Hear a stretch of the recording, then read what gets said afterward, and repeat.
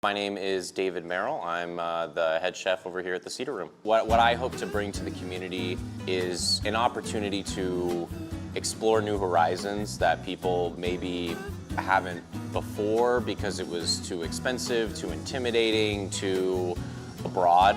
And I just kind of want to bring an opportunity for people to try new things in, exciting ways that, are still small town affordable. Stop on by at the Cedar Room located here in the historic Canteen District.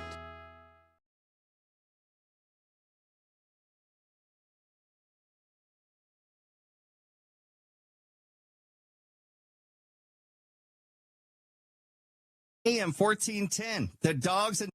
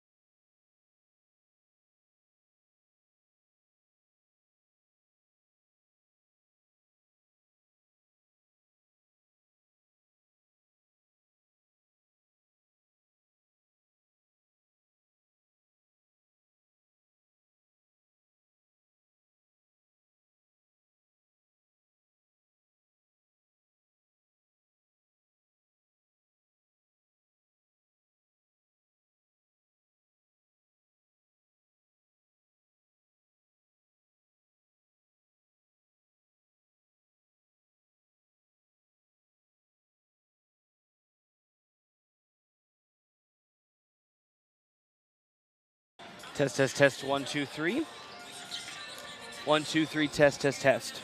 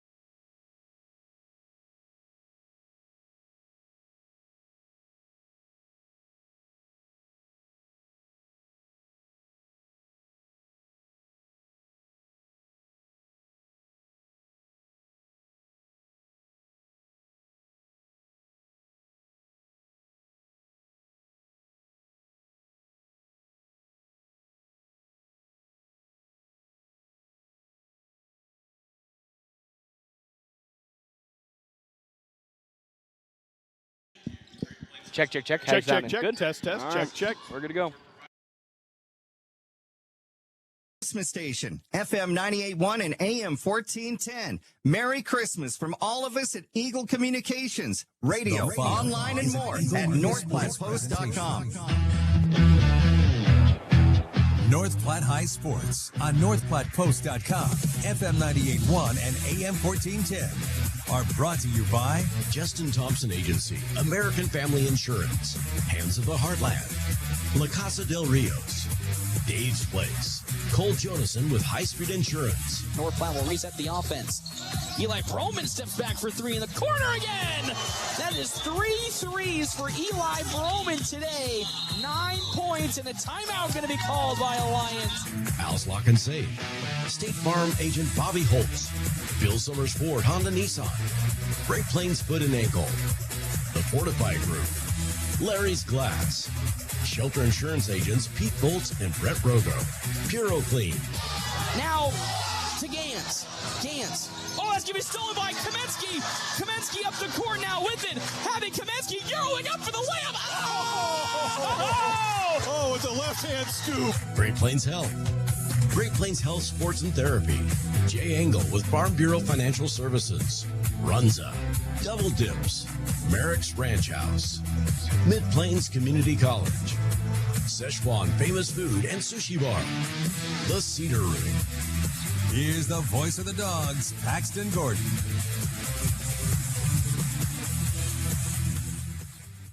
Welcome in, everybody, here to the Doghouse, FM 91, AM 1410, and video live streaming at NorthPlattePost.com on our Cedar Room live stream. I'm Paxton Gordon. That is Jeff Smeltzer next to me. Game number 2 of the season. North Platte High School, who are 0-1, taking on South Sioux City and the Cardinals, who are also 0-1 to start this season. And it's going to be an odd one today, Jeff Smeltzer, not because, it's game number 2 and we're here on a Saturday very early, but the competition North Platte is playing today in South Sioux City is just a little confusing right now because officially only 6 members are suited up for this Cardinal squad out of the 12 that they have on hand. We see 3 of them sitting in their street clothes right behind home bench. And one of them disappeared. They're down to 5 down on the to court. 5 out of the 6. And the people that are playing today, 2 freshmen, 3 sophomores, when they have, 2 juniors, 3 seniors, 3 juniors, 3 seniors on their roster. So interesting to see how that transpired. Of course, they played Scotts Bluff yesterday, and they fell 62-28. North Platte played Norfolk and fell in that game 49-36. So it's going to be an interesting kind of Saturday game for the girls. But honestly, if this is what South Sioux is going to be rolling with today, pretty encouraged for what could be put together by this Bulldog offense. Bulldogs need to take advantage of that. Maybe put a little pressure on them, make them work a little harder with only one bench player. Yeah. Try and get them a little fatigued. For most of the game, Bulldogs went 7, maybe 8 deep until the very end when they brought in a 9. Looks like the Bulldogs definitely have a height advantage. I think Ava Franzen and Nora Whirl could have a. We're gonna have a heck of a game tonight. Not even just those, but everybody. Even though North Platte is not having the 6-foot-tall type of height, actually, when you compare it, they actually are still a pretty tall team from, guard position down. They're pretty well sized. A lot of 5'8", 5'9". Yeah, which players. is pretty good for, girls basketball in terms of height-wise. North Platte actually might be on a little bit of a tick up in terms of their overall height. And when you compare it to South Sioux City, I mean, you got 5'7", 5'6", 5'7", 5'7", 5'6". Those are all that are playing today, including Kinley Groves, who is not on their roster right now, who is unfortunately not any taller than any of those. So I expect North Platte to really punish a team like South Sioux and really, I think, get to what head coach Tyson Hammond wants, and that's initiate into the paint to get the bigs working and then kick it back out if they can't get a shot. This might be the best game for the Dogs to really push that offensive process forward. Yeah, we talked about the 5'8", 5'9" guards and wings for the Bulldogs, and they're athletic too. Yes. They're great athletes. I mean, we saw it yesterday. I don't know how many. I mean, I didn't look at the stat sheet afterwards, but I bet you they had double-digit steals in yesterday's game versus Norfolk. Yeah, I think they did. Peyton Jones had, 3 or 4 on her own. And most of those tips that got into steals were off of Peyton Jones's fingertips. Yeah, and I look for Josie Douglas to have a good rebound game today. Didn't shoot the ball very well yesterday. I left my stats at home. I don't know what she ended up for points, but she I didn't bet you really it was get 6 points, if I remember correctly off the top of my head. And that happened late. And she had good looks from the baseline 3, and they just didn't fall. But, look for her to have a bounce-back game and have a good game. Peyton Jones came alive, and she had a good game.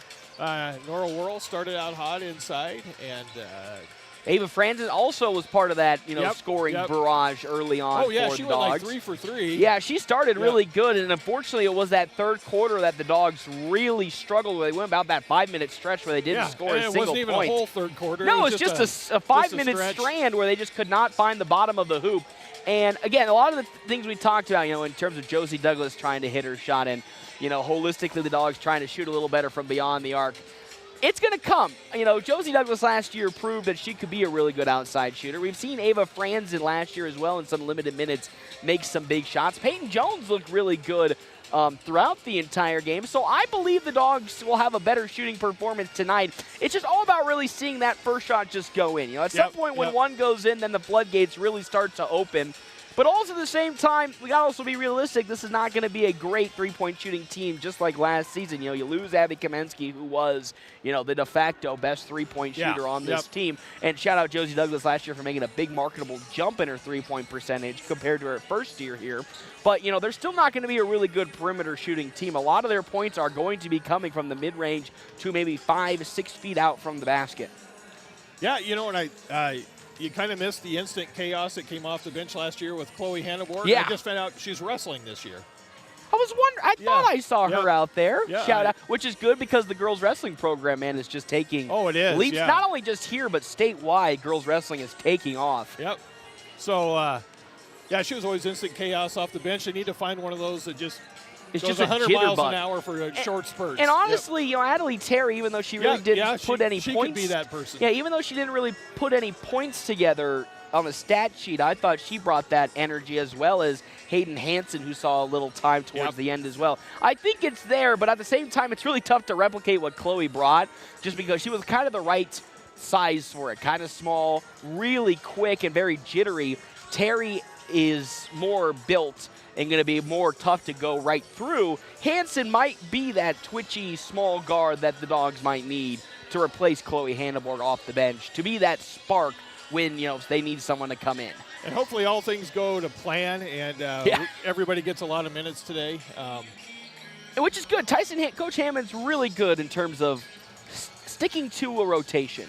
His teams have always been well distributed when it comes to playing time. We've never had like a 6-man deep rotation where we're sitting there going like, boy, wish we had a 7th person to come off. He always loves to play, especially early in the season, a lot of players just to see what he's got and see who might be that person to come off later in the season. So it's always exciting. Quick Stop pregame show, 27 locations open 24 hours a day. Quick Stop always open right around the corner. It is currently 11:24 right now. It's a little cold outside. If you wouldn't believe it, Jeff Smeltzer, because we are into the winter time currently, 40 degrees. I scraped my windshield this morning. There's a little bit of frozen rain on there. Yeah. I almost slipped and fell this morning. Almost broke my behind. Our time and temperature is always brought to you in part by Cole Johnson with High Street Insurance. When we come back, though, here on our Quick Stop pregame show, me and Mr. Smeltzer are going to talk our Owls Lock and Save keys to the game and what we want to see from this North Platte team to hopefully secure their first victory of 20-25 and finish this triangular off with the W. On FM 98.1, AM 1410, video live streaming on our Cedar Room live stream at NorthPlattePost.com.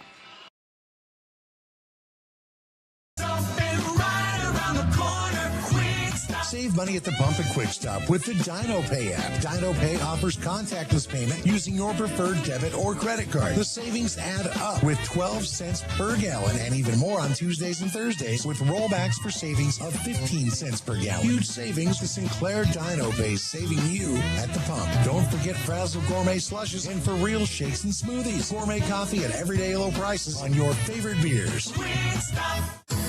Your family depends on you. That's why you work hard to make sure they have everything they need. With life insurance from American Family Life Insurance Company, you'll feel good knowing you've taken steps to protect what matters most. Now's the time to plan ahead. Let's talk about protecting your loved one's financial future and finding peace of mind you and your loved ones deserve. For details, contact Justin, 534-2400, or stop by 501 South Dewey Street, just south of Little Caesars Pizza on the corner of E and Dewey. American Family Insurance. Every step should feel great, but if foot pain, bunions, heel spurs, or injuries are slowing you down, Great Plains Foot and Ankle Specialists is here to help. Their expert team of doctors provide top-notch care, from routine foot health to advanced treatments and surgery. Whether you're an athlete, always on the go, or just tired of aching feet, they'll get you back on your feet pain-free. Step into comfort. Call Great Plains Foot and Ankle Specialists today, or see them online at gpfootandankle.com. Experience the beauty of downtown North Platte and enjoy lunch or dinner at the Cedar Room. The Cedar Room is an unparalleled restaurant experience with this unique atmosphere where modern meets rustic. Enjoy a handcrafted cocktail made with the freshest ingredients by a master mixologist while dining from their delicious American fusion cuisine menu. Make a reservation by calling 308-532-4825 or reserve online at thecedarroomne.com. The Cedar Room, 505 North Dewey in beautiful downtown North Platte. This is the Bulldog Pregame Show from FM 98.1 and 1410 AM. Presented by Quick Stop.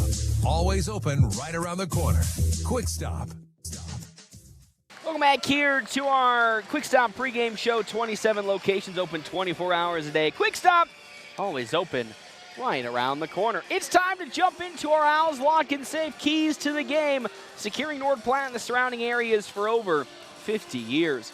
Offensively, I think we need to just talk about and just continue to talk about how the process for this Dogs team needs to stay top-notch. Yesterday, I thought they moved the ball really, really well, and it was just, honestly, the shots not falling. And I want to see North Platte continue to push that agenda and push that aggression forward in today, even if the shots continue to not fall, because at some point they are going to fall. You need to continue to stay optimistic when it comes to the offense and the shooting and the way that Coach Hammond wants this offense to be run and not really shy away from what they're putting together. And then defensively, use your physicality, use that height to your advantage, because that's where you're going to really beat and bang on this South Sioux City team.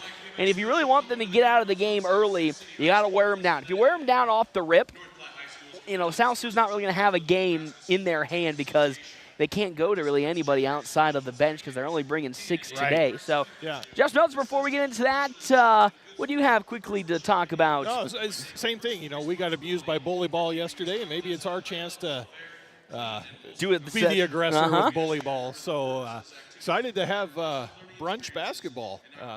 Yeah, you're right. If you're at home, turn on the stream, have some eggs and bacon, and watch a little hoops. Watch a little hoops. It's time for the national anthem. So with this, we'll step aside, take a break, come back, and get to our starting lineups on FM 98.1, AM 1410, and of course, video live streaming on our Cedar Room live stream at NorthPlattePost.com.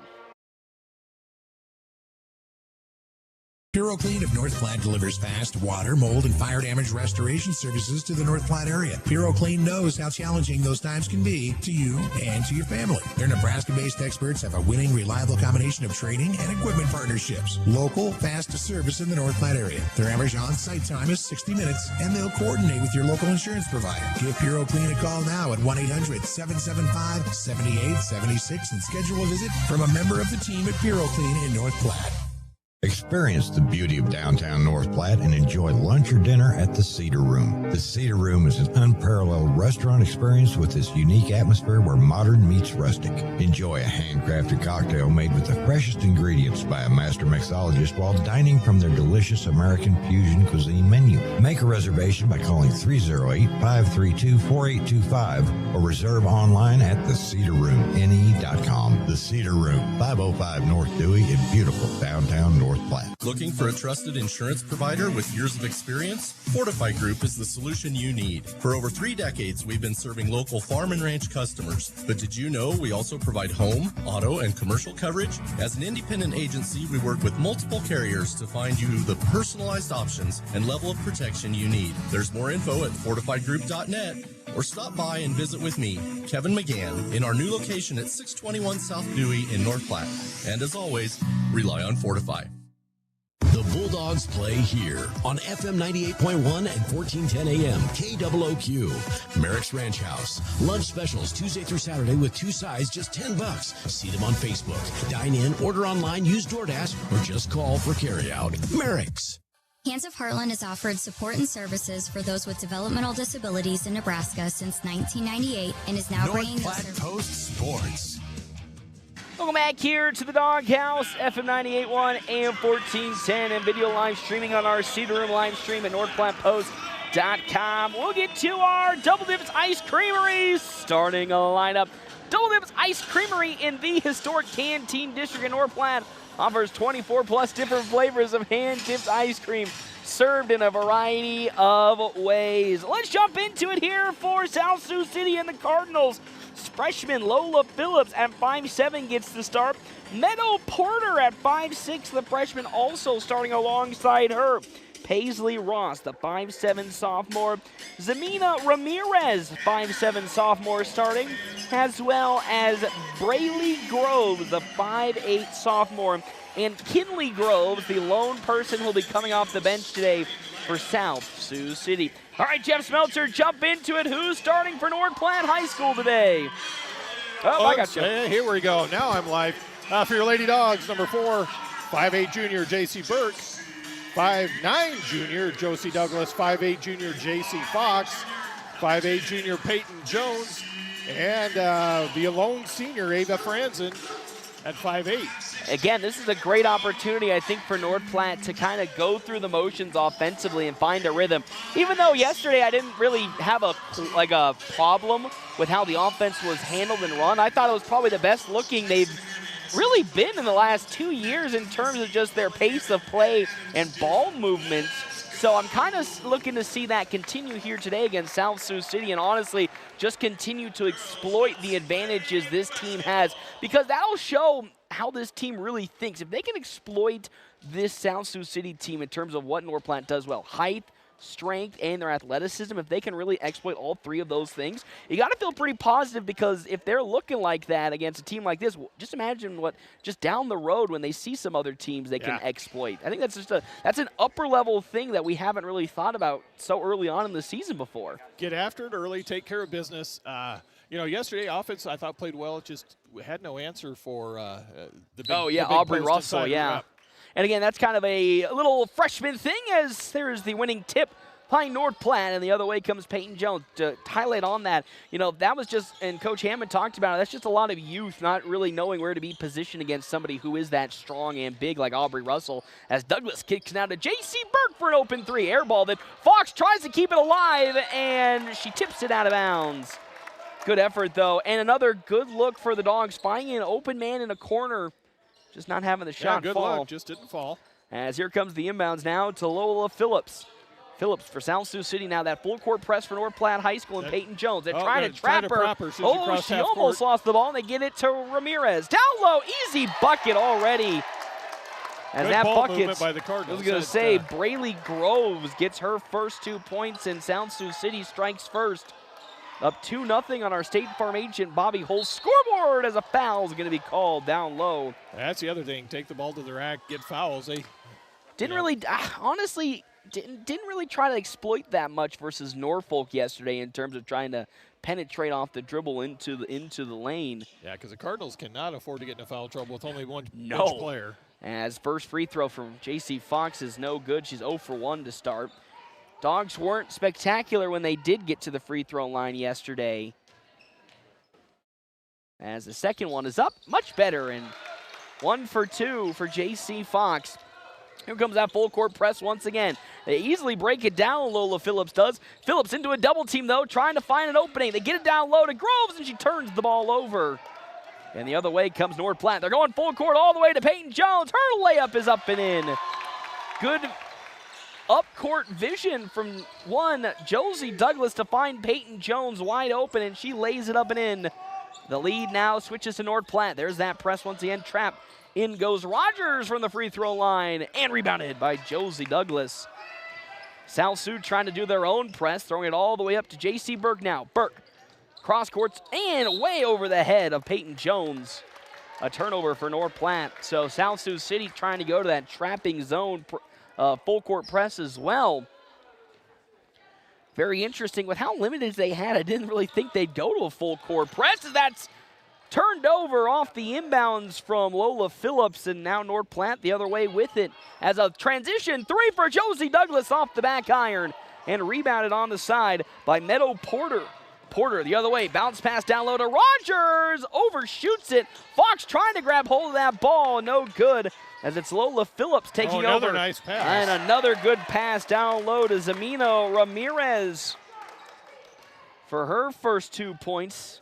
And just like that, South Sioux City retakes the lead, up 1, 4-3. As Fox on the right wing to Douglas. Douglas trying to get it down low, now driving into the paint. Josie Douglas gets fouled, almost gets the bucket. But another foul on the side of South Sioux City. And that's going to go against Braylee Groves, as we're already going to see some substitutions for North Platte. Nora Worrell going to probably check in for Ava Franzen off the rip. As Douglas, first free throw, takes a nice bounce in off the back iron. 4-4, as actually it's J.C. Fox. J.C. Fox will check out. Who checks out. Nora Worrell checks in. 7 points for Worrell yesterday. Thought had a pretty strong game for her first varsity appearance. And just like that, 2 for 2 from Josie Douglas. And now the other way with it, South Sioux City goes. Ramirez stepping back now. They try to get it down low to Phillips, and it's tipped away. And here come the Dogs. And unfortunately, Nora Worrell had the right idea trying to stop, but took one too many steps. And that's a offensive turnover in transition for North Platte following the travel. And South Sioux City will inbound on the far side as they get it in now. Phillips trying to drive on Nora Worrell baseline. No, good defense. Almost, and is stolen away. Oh! Calling a foul against J.C. Burke, no, I believe. I think it's against the Lady Cardinals. Oh, is it really? Yeah. It is. That's going to go against Zamina Ramirez. I was going to say, if they called it against J.C. Burke, I thought she got in there pretty easy for the steal. Oh, good defense that time by the Lady Dogs. That is now the third team foul for South Sioux City already in this first quarter. North Platte does lead by 1, 5-4 on our State Farm agent. Bobby Hull's scoreboard. A 3 from Peyton Jones. Rims in and out. Strong rebound, though, by J.C. Burke. She thought about getting it down low. Cross courts back to Jones. Jones penetrates into the lane. Her shot is off the mark, and it's Braylee Groves who finds her first rebound. And the other way comes South Sioux City. Phillips, lost the ball for just a second, but they're going to call a late foul on J.C. Burke. Yeah. And that's the first foul for North Platte of today's ballgame, and for Burke, her first.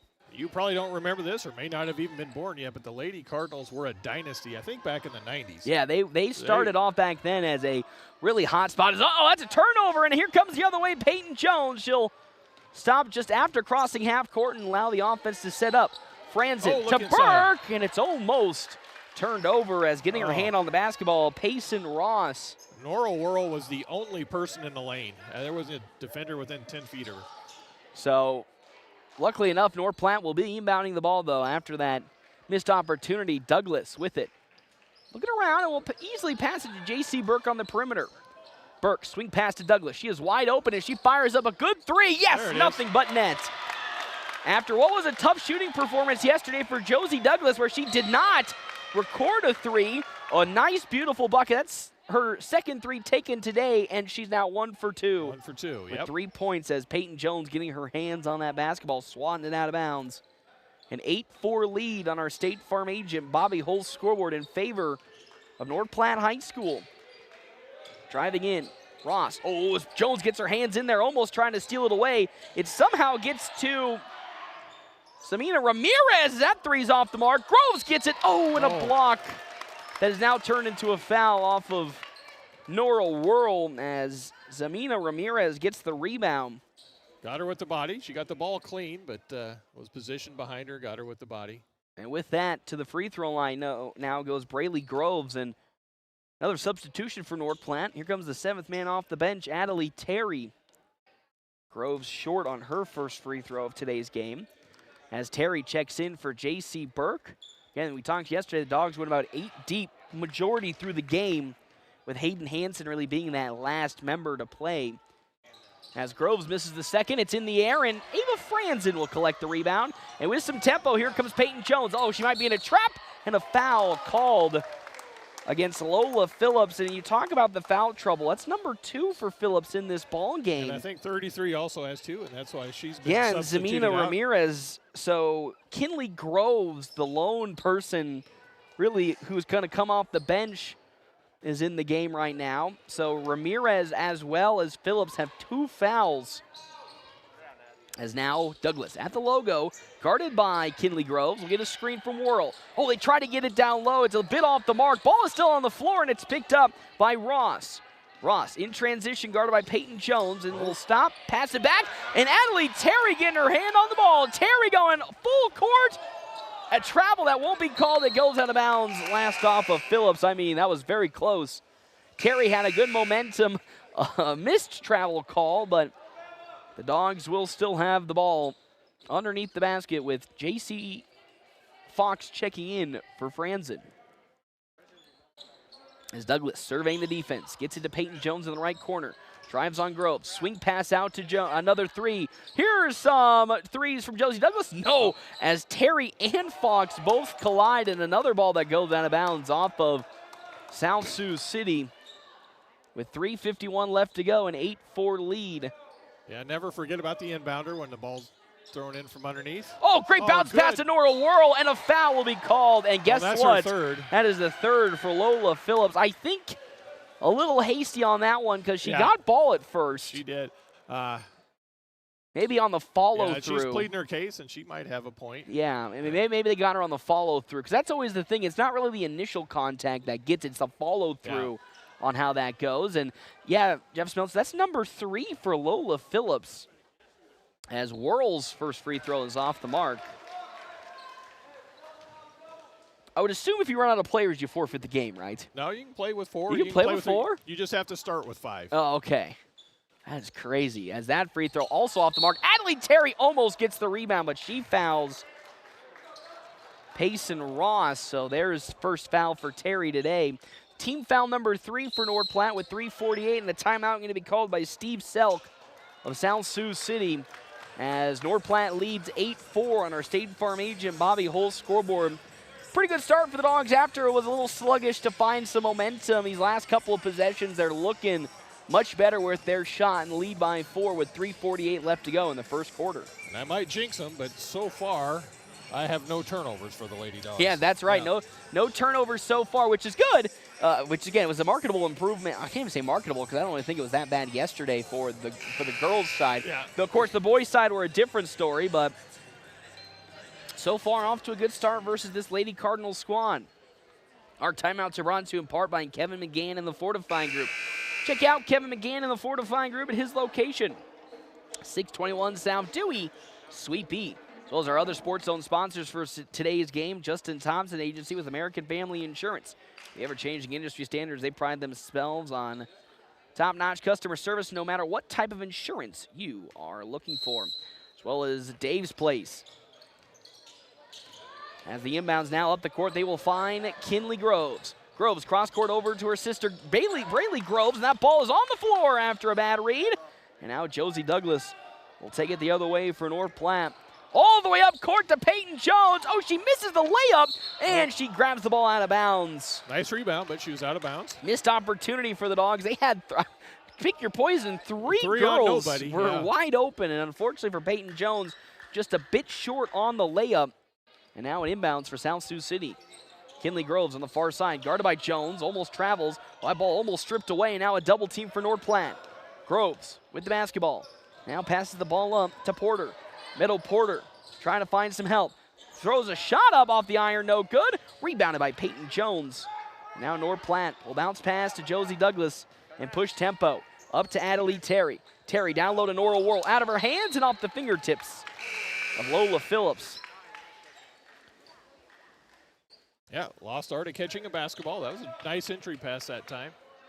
And that's kind of been, in the first two games, a little bit of the critique for Nora Worrell. She's had some troubles just holding on to the ball when it's either coming to a rebound or trying to get a pass to her. As that inbounds now to Adelie Terry.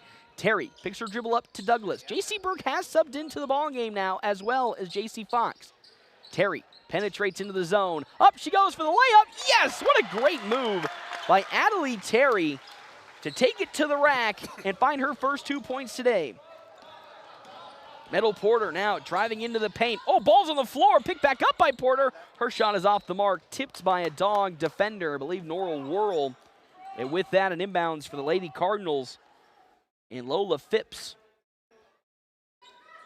Phipps surveying the defense, still looking, running out of time, somehow gets it in to Ross. Ross has that ball stolen away by Nora Worrell, and here comes North Platte with some tempo. They cross-court it over to Adelie Terry. Terry lost the ball for a second.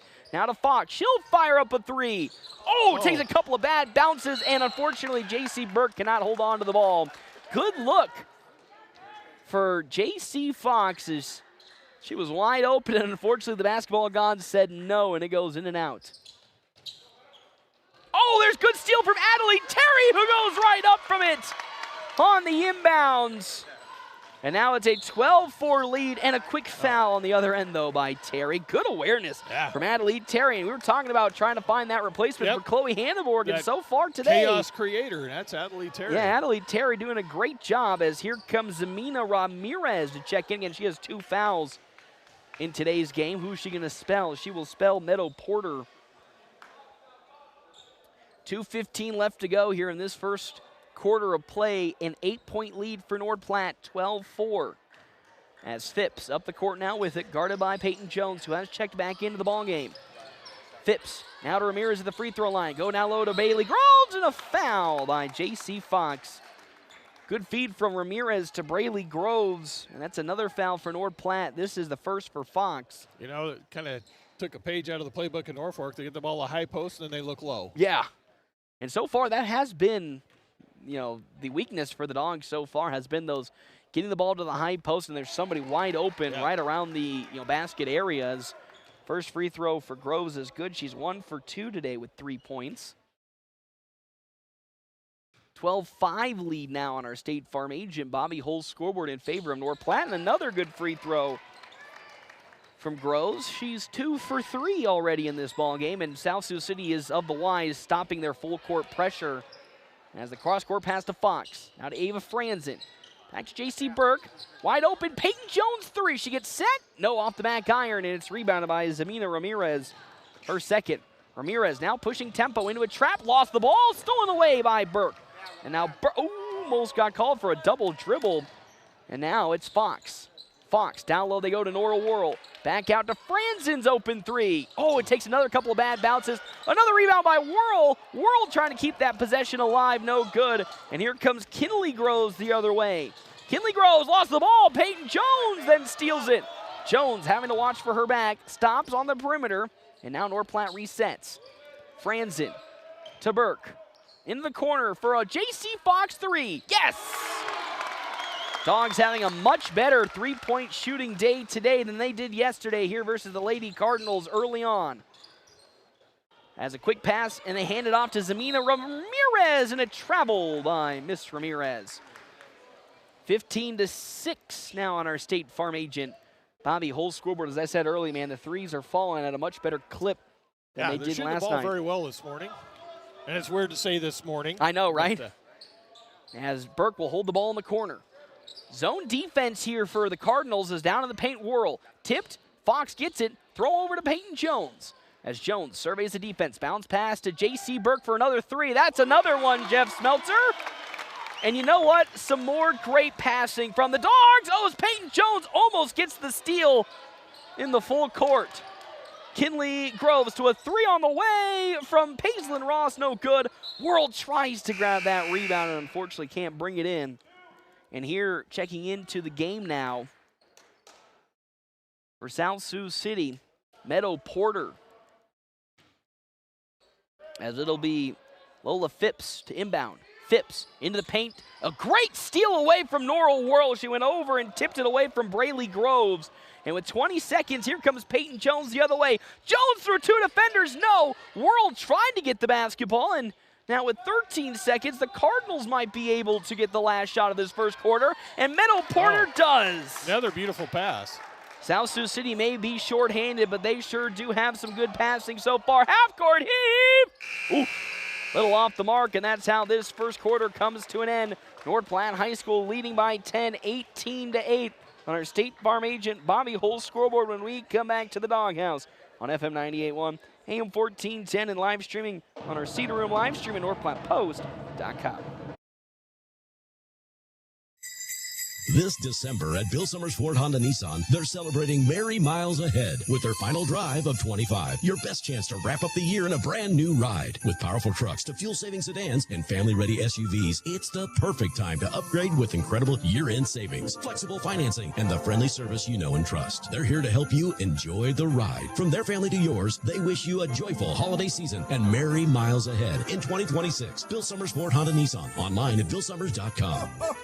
Merry Christmas! You ever feel like there's no time for cooking dinner? On the go, all the time. Dave's Place can cover your hunger wherever you want to eat. Stop into Dave's for lunch and dinner at 502 East Francis. Order carryout and take it on the go or DoorDash it straight to your couch. You can enjoy Dave's anywhere. And what goes great with pizza? Wings. Plus the big game on to watch with your friends. Let Dave's Place do dinner for you. 502 East Francis in North Platte. Mom, I'm hungry. I know where to go. Whoop, whoop. North Platte Post Sports. Welcome back here to the Doghouse, FM 98.1, AM 1410, a 10-point lead for North Platte High School over South Sioux City, 18-8 on our State Farm agent Bobby Hull's scoreboard. Timeouts brought to you in part by Kevin McGann and the Fortifying Group. Check out Kevin McGann and the Fortifying Group. His location, 621 South Dewey, Sweet Beat. As well as our other sponsors for today's game, Hands of Heartland. Hands of Heartland has offered support and services for those with developmental disabilities in Nebraska since 1998, bringing those services to the North Platte area. Also, thank you to Bill Summers, Ford Honda Nissan, Great Plains Foot and Ankle, Larry's Glass, and Shelter Insurance agents Pete Voles and Brent Rogo.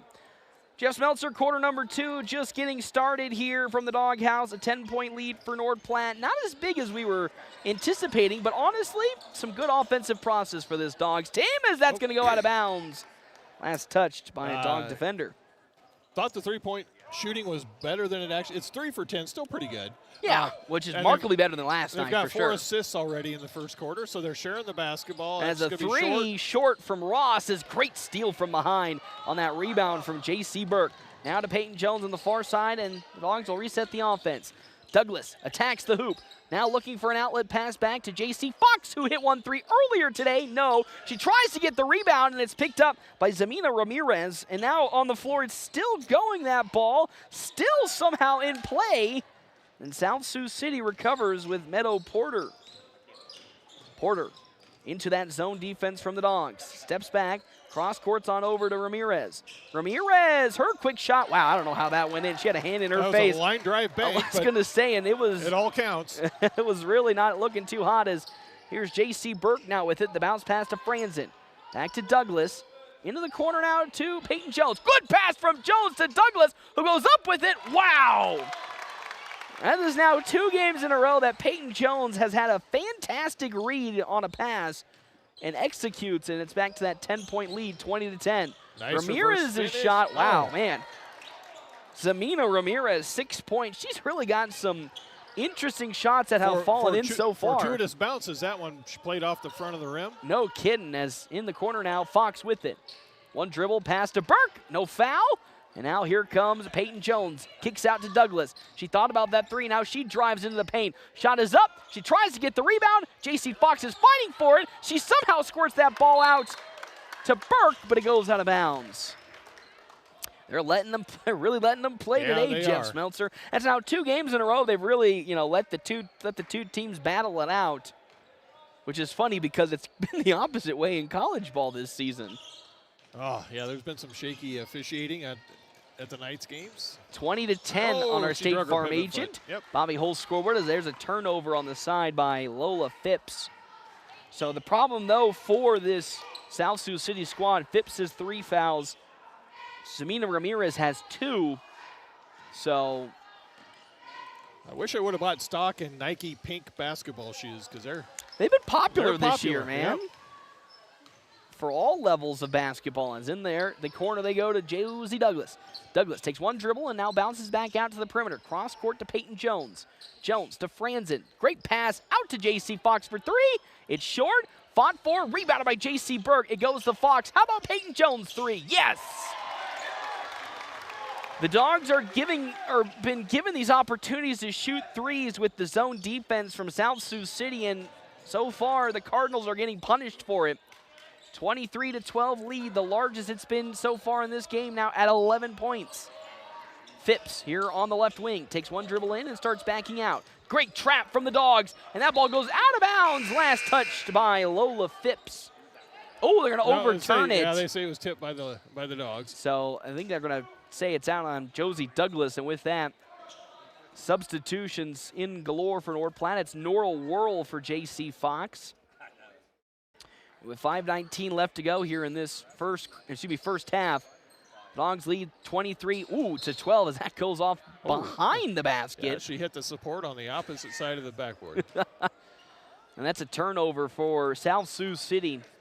Now with these 5:12 left to go, I'm really looking for North Platte to kind of lock it down a little more defensively and come away with some good offensive possessions versus this zone defense as Douglas now drives baseline, tries to bounce pass it to Norrell Whirl. A good look, and the Dogs will have an inbounds. I do want to say, though, so far, I love that the Dogs are trying to get it in to the post often, but again, they're still struggling to put it to where it's best for Norrell Whirl with her 6-foot-tall height. As Douglas throwing it all the way out to Miss Peyton Jones, and the offense sets up. Douglas in the corner. Thought about getting it to Whirl. Now cross-courts it over to Ava Franzen. She'll set up for a quick 3. Nope, it's overshot.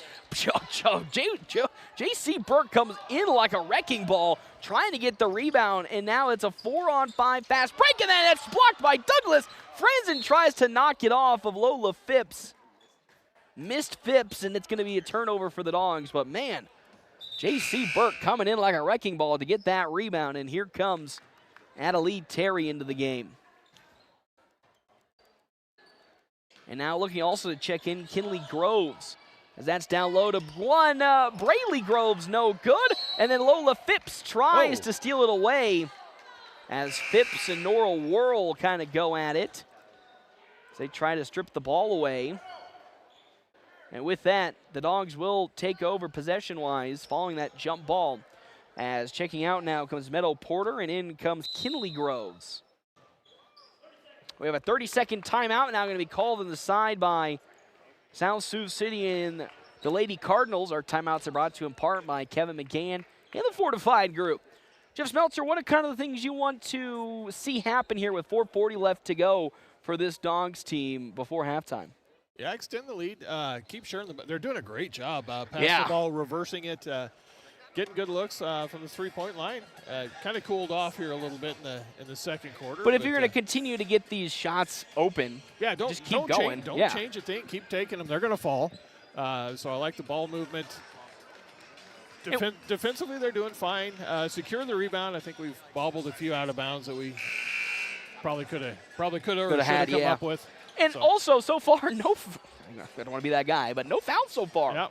Yep. No fouls from either side in this second quarter. And again, shout out to the officials for letting this game kind of be physical. And I think that's good because I don't think they want to foul out. No. Anybody from South Sioux, so they got to officiate it a little same way different for each yeah, team. So. Yeah. So if they're not gonna call too many against a shorthanded South Sioux City squad, don't try to call it against the North Platte either. Which again, I appreciate. And to see a game like this kind of be super physical, that's super good because the Dogs rarely saw a physical. I'm gonna say rarely saw, but rarely was able to execute their own physicality last season throughout the year. As Terry bounces that off her foot, and Nora Worrell's able to pick it up to Burke.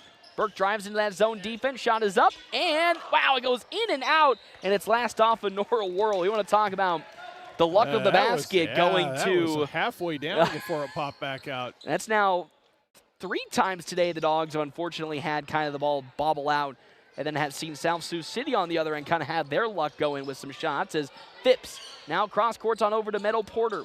Porter in a double team. Driving around the perimeter, guarded by Adelie Terry. Porter back on over to Ramirez. Ramirez drives into an open spot defensively, no good. Great rebound by Nora Worrell, and there you go. There's putting the 2 hands on that ball and securing it. Up court now to Terry. Terry lost the ball for a second, into a double team, and a fall and a jump ball. Once again, Lola Phipps getting her hand on that basketball, and that's going to be a turnover for the Dogs. As it should be South Sioux City ball, because North Platte got the last jump ball. Here comes Hansen, I think. So Hayden Hansen checking in for the first time. That's now what, Jeff Smeltzer, number 8? Number 8, yeah. So the 8th rotation in. Well, actually, they're going to say North Platte has that. Okay. Okay, good. Okay, thank you. I was going to say, because before that timeout taken by head coach Steve Selk, it was North Platte that got the jump ball. Here comes that full court press. They get it into Meadow Porter. Porter to Phipps. Phipps trying to avoid a trap, now passes back and gets the ball immediately right back and drives into the heart of the defense. And there's a wide open member on the wing, but no, they won't give it to her, so Meadow Porter steps back out. Bounce pass off the foot, picked up by Phipps, almost stolen by Ava Franzen. Douglas tried to get the block from behind. And now it's a 23-14 lead for North Platte High School here in this second quarter. With 3:17 left to go on our State Farm agent Bobby Hull's scoreboard. Peyton Jones getting it down low to Nora Worrell. Worrell shot is missed. Gets the rebound now into 5 members. Another shot that's no good. And that is a rebound on the side by Braylee Groves. The other way with it comes South Sioux City. They go down to Phipps. Phipps guarded by Franzen. Up she goes, and now they'll call a foul. Coach Hammond a little upset on the sideline just to see that foul get called after Nora Worrell took a couple of beatings down on the other end. But to the free throw line for the first time today comes Lola Phipps. 23-14 on our State Farm agent Bobby Hull's scoreboard as Phipps will miss the first one and J.C. Fox will check back in, as well as Payson Ross, as Amina Ramirez checks out. 2:54 left to go here this first half on our State Farm agent Bobby Hull's scoreboard as that rebound goes the way of Braylee Groves. And now a 3 from Phipps. That one rimmed in and out, and Josie Douglas collects the miss. Almost lost the ball for a second there, but Cardinals close it to single digits here. Yeah, the first time in this entire second quarter they've done so. Peyton Jones gets a screen from Franzen. Jones cross-courting all the way to Josie Douglas. She drives baseline. Douglas into a double team. Gets it to Hayden Hansen for 3. Yes! Another 3 for North Platte, and Hayden Hansen, who just subbed in, is able to collect it. And now it's 26-14 on our State Farm agent Bobby Hull's scoreboard. A 3 from Ross, and it's answered right back by the Lady Cardinals, and we're into a shooting match here, Jeff Smeltzer. 26-17 as Douglas, guarded by Phipps. That zone defense in effect here for South Sioux City. J.C. Fox into the paint. Man, she's wide open. Shot is up, and a foul is going to be called. I believe that goes against Braylee Groves. But man, J.C. Fox had an ocean's worth of real estate to get into the paint before somebody came to close her off. And now to the free throw line goes Miss Fox. I think so far for the Dogs, 1 for 3 today from the free throw line, as Fox will make her first. 27-17 on our State Farm agent Bobby Hull's scoreboard. Misses the second, and it's going to be rebounded by Braley Groves. That's 4 for Groves and a double dribble for Groves and a turnover for South Sioux City with 1:53 left to go here in this first half. As now on the far side inbounds, it's Miss Josie Douglas. As Douglas, running out of time, somehow does get it to Peyton Jones. They sling it in the corner to Hanson. She drives. Now cross courts back to Jones, to Douglas. She'll fire for 3. Oh, that looks good. Takes a bad bounce. Nobody going for that rebound, and it's easily picked up by Kinley Groves. About half the Dogs were already running back on defense. And now it's Phipps. Feeds out to Porter. Whoa, almost stolen away by Josie Douglas. She jumped in front of that pass, read it all the way, and it's a turnover for South Sioux City. And with 1:29 left to go, a 10-point lead for North Platte. Here comes Peyton Jones the other way. Kind of a 1-2-2 zone out there now by the Cardinals. Fox thought about getting into the interior to Hanson. Swing pass to Peyton Jones, who fires a 3. That looks good. Yep, another one. Nice reversal. Again, the ball movement has been spectacular today for North Platte, and they are getting rewarded more and more with their shots falling in. As Kinley Groves now with it. Stolen away, though, by Josie Douglas. Bad pass by Groves. Now Douglas going to find an opening. Now steps back out and reevaluates where her position is. Hanson on the left wing. Finds Peyton Jones. Jones in the corner to Douglas. They get it down low. Wide open, look. Ava Franzen, and there's an easy bucket. Nice pass. And you know, Jeff Smeltzer, what's the way to break down a zone? You cross-court it, and there will be an opening somewhere. Full court speed, it's Meadow Porter, who goes coast to coast with the ball. And a quick foul from the Dogs. With 33 seconds left. Number 2 on the day for Ava Franzen. As checking back in comes Amina Ramirez, and out goes Braley Groves. And also checking in, Nora Worrell. But really, I have just loved, you talk about all that passing. You know, what is the best way to break down zones? You cross-court pass it. But they just continue to move the ball around so much. At some point, reverse it. Make the defenders move their feet to get on a zone. Ooh, I thought we were going to have a lane violation from Worrell. I think we are. Yeah. Jumped a little early. Little freshman mistake. But you saw when that passing does go so well, there is going to be just a wide open player down there. And that time it was Ava Franzen, who is really deadly from 3 to 5 feet from the basket. And they should, if they're playing a 1-2-2 or a 3-2 zone, you should be able to reverse the ball and find a post player inside. Just good fundamentals offensively, Jeff Smeltzer. With 24 seconds, the Dogs will try to find the last shot. Wide open down low again, Nora Worrell.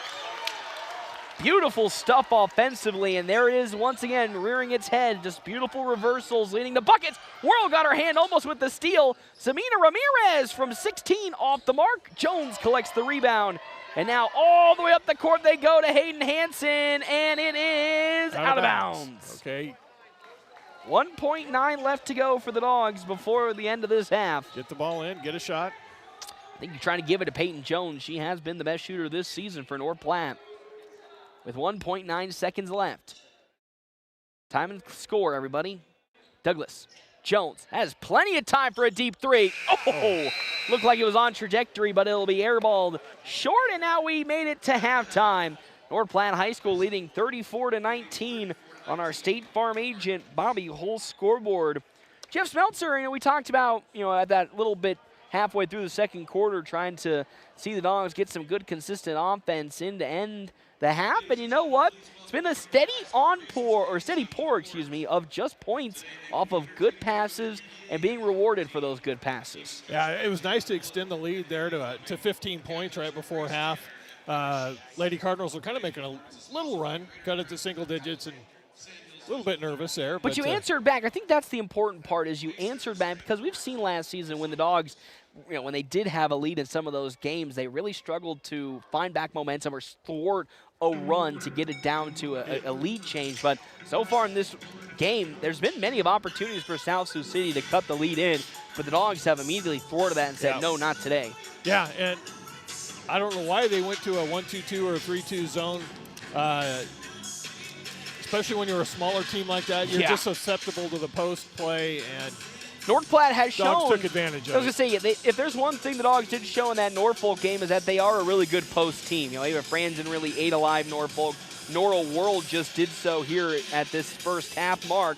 So I expect to see that kind of change into the second half. And we'll step aside and take a break. When we come back, it is our Quick Stop halftime show here on FM 98.1, AM 1410, and live streaming on our Cedar Room live stream at NorthPlattePost.com. A 34-19 lead for the Dogs. Hurry up, dude. The game's about to start. Nothing beats spending the day watching the game with your buddies. Dude, I'm literally right here. Let's do this. Which is why a shelter insurance renter's policy is key to your winning game plan. It protects things your landlord's policy doesn't. Dude, where's your TV? What? No way, dude. Like that flat screen TV that just got stolen. Ask me, Shelter Agent Brent Rogo, about Shelter's competitive renter's insurance rates. PuroClean of North Platte delivers fast water, mold, and fire damage restoration services to the North Platte area. PuroClean knows how challenging those times can be to you and to your family. Their Nebraska-based experts have a winning, reliable combination of training and equipment partnerships. Local, fast service in the North Platte area. Their average on-site time is 60 minutes, and they'll coordinate with your local insurance provider. Give PuroClean a call now at 1-800-775-7876 and schedule a visit from a member of the team at PuroClean in North Platte. Looking for a trusted insurance provider with years of experience? Fortify Group is the solution you need. For over 3 decades, we've been serving local farm and ranch customers. But did you know we also provide home, auto, and commercial coverage? As an independent agency, we work with multiple carriers to find you the personalized options and level of protection you need. There's more info at fortifiedgroup.net. Or stop by and visit with me, Kevin McGann, in our new location at 621 South Dewey in North Platte. And as always, rely on Fortify. When the leaves start falling and the temps start dropping, do your windows keep the cold out or let it in? From foggy panes and drafts to cracked or outdated glass, Larry's Glass can help you cozy up your home before winter hits. Repairs, replacements, even custom storm windows. Call Larry's Glass in North Platte today and stay warm, safe, and energy smart all season long. Larry's Glass, 211 West 5th, where quality meets clarity. Looking for a trusted insurance provider with years of experience? Fortify Group is the solution you need. For over 3 decades, we've been serving local farm and ranch customers. But did you know we also provide home, auto, and commercial coverage? As an independent agency, we work with multiple carriers to find you the personalized options and level of protection you need. There's more info at fortifiedgroup.net. Or stop by and visit with me, Kevin McGann, in our new location at 621 South Dewey in North Platte. And as always, rely on Fortify. The Bulldogs play here on FM 98.1 and 1410 AM KOOQ. Merrick's Ranch House. Lunch specials Tuesday through Saturday with 2 sides, just $10. See them on Facebook. Dine in, order online, use DoorDash, or just call for carryout. Merrick's. North Platte Post Sports. Quick Stop halftime show, 27 locations open 24 hours a day. Jeff Smeltzer right alongside me, Paxton Gordon. It is halftime. 34-19 the lead for North Platte High School over South Sioux City and the Lady Cardinals. Halftime brought to you in part again by Quick Stop. 27 locations open 24 hours a day. Jeff Smeltzer, love what I'm seeing from this first half. I know maybe statistically, shooting-wise, it may not be the prettiest of games, but I don't think that really tells the whole story. You know what? I think they're numbers you can live with. Overall field goal percentage was 38% first half. Pretty good. Actually, really good. Yeah, 33% from the three-point line. You can live with that as well. Yep. 50% from the free throw line. That could be a little better, but still, I can live with that. They've only as well. taken, and to be fair, it's 50%, but I think they've only taken 4, 5. I think 5. They're 4 for 8. Yeah. Oh, okay. Wow, they're doing a lot more than I thought they did. But still, these numbers you are live with, and honestly, I don't think they tell the whole story. This game might be even bigger. Just how well this Dogs team has been playing. You know, they had a little lull there where shots weren't falling to start that second quarter when South Sioux City won a little bit of a charge. But honestly, what got the Dogs this 15-point lead has been not the shooting, but the good passing to break down that zone defense. 10 assists here in the first half. I think that was more than they had all last night, I think. Yeah, so if you take away the 4 made free throws, that's 30 points. 30 points coming off of 10 assists. And a lot of those were 3, so I don't know. I don't know how many points directly were. Yeah, but you'll take that any day of the week, and that is exactly what we were asking yesterday. Just to continue on, we thought the passing had been exceptional, and we really loved what they were doing offensively. And to see them not only continue that, but I think be rewarded more than they did last night for that play is encouraging, because it will then force them to continue to do that because it's working so well. Yeah, sharing the basketball.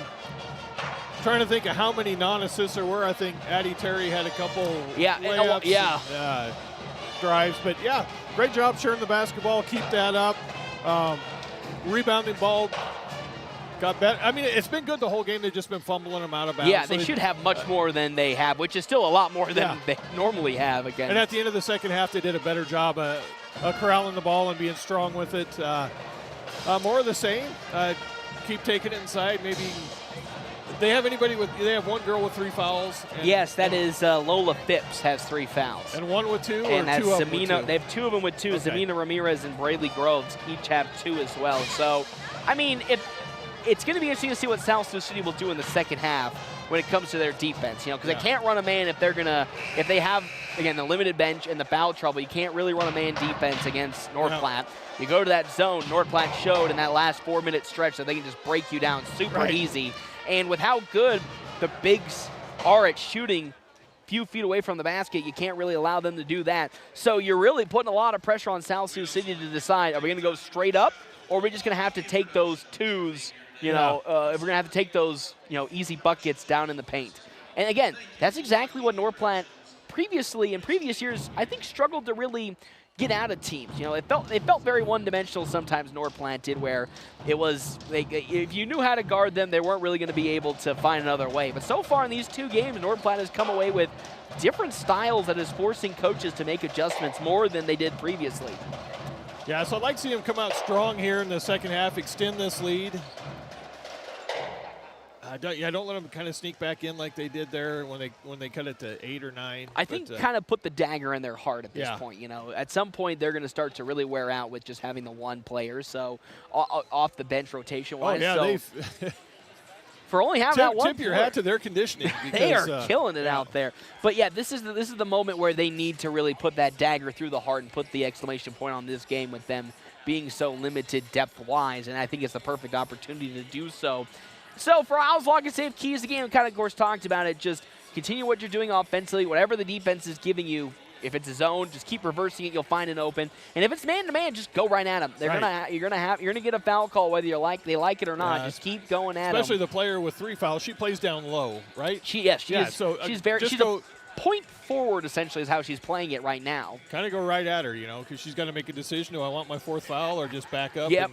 Let you take a shot on it. So it's going to be interesting to see how the Dogs will continue this game and hopefully lead to a victory. When we come back, it is second half action on North Platte's not only Christmas station, FM 98.1, AM 1410, but here on our Cedar Room live stream at NorthPlattePost.com.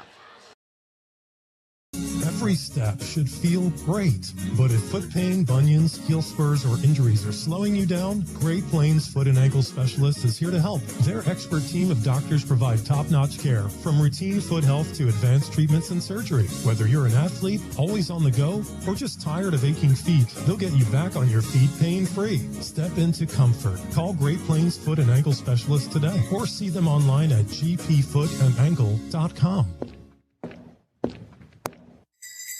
This December at Bill Summers Ford Honda Nissan, they're celebrating Merry Miles Ahead with their final drive of 25. Your best chance to wrap up the year in a brand new ride. With powerful trucks to fuel-saving sedans and family-ready SUVs, it's the perfect time to upgrade with incredible year-end savings, flexible financing, and the friendly service you know and trust. They're here to help you enjoy the ride. From their family to yours, they wish you a joyful holiday season and Merry Miles Ahead in 2026. Bill Summers Ford Honda Nissan. Online at billsummers.com.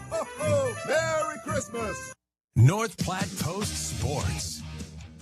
Welcome back to the Doghouse, FM 98.1, AM 1410. Mr. Jeff Smeltzer joins me alongside Paxi Gordon here. Second half action just getting underway. Halftime was sponsored by Quick Stop. 27 locations open, 24 hours a day. The Cardinals' son was almost committed. Here for Jeff Smeltzer. Timeout's also brought to you in part by Kevin McGann and the Fortifying Group. Check out Kevin McGann and the Fortifying Group. It's location 621 South Dewey. Sweet B as Ava Franzen tried to split through 2 defenders. Going right at him inside. I like that. Love to Just see didn't it. Work. Also, thank you to our other sponsors for today's games. Double Dips Ice Creamery, Runza, Mid-Plains Community College, as well as Szechuan Famous Foods. Jeff Speltzer, we can go get some La Casa del Rios today as that floater off the mark on the side. That's right. They're always closed after City. football games, but they should be open They should be open today. I'm excited. Swing pass to the far side, into the corner. Man, Peyton Jones wide open for three. She misses it, and it's going to go out of bounds. Jones a little short, a little far, actually, on the shot, and it goes out of bounds. A turnover for the Dogs, but again, another wide open player. You just got to keep going with it. North Platte is still plying that full court press. Douglas almost got the steal. As Ross on the baseline into a double team. Lost the ball, and it's stolen away by J.C. Burke. And now Burke looking to go coast to coast. Oh, boy, almost got a foul for push off. As Franzen from the free throw line, no, and it's rebounded by Zamina Ramirez. J.C. Fox was open in the corner as they swing it up now and out of bounds to Paisley Ross. That is now 2 games. I've seen some pretty aggressive hand checks from North Platte High School. They do not mess about when it comes to their hand checks. Last night. Oh, yeah. I mean, we saw, who was it? Was it J.C. Burke, that full two-hand? No, it was Josie Douglas who full two-handed pushed into the back of a player for Norfolk as Fox now with the basketball. Dribbling around the perimeter, now cuts it over to Burke. She'll fire up a three out front of the rim, and it's rebounded by Miss J.C. Burke, so at least she follows through with her miss. Fox thought about getting it down low to Franzen. Now she'll actually drive into the paint. J.C. Fox, wow, good block by Zamina Ramirez. And the other way, a 1-on-2 fast break for South Sioux City. It's Phipps, and Phipps misses it. And it's rebounded by Josie Douglas. Both teams starting cold here in this second half as Josie Douglas has to cross half court and does so as time was about to expire.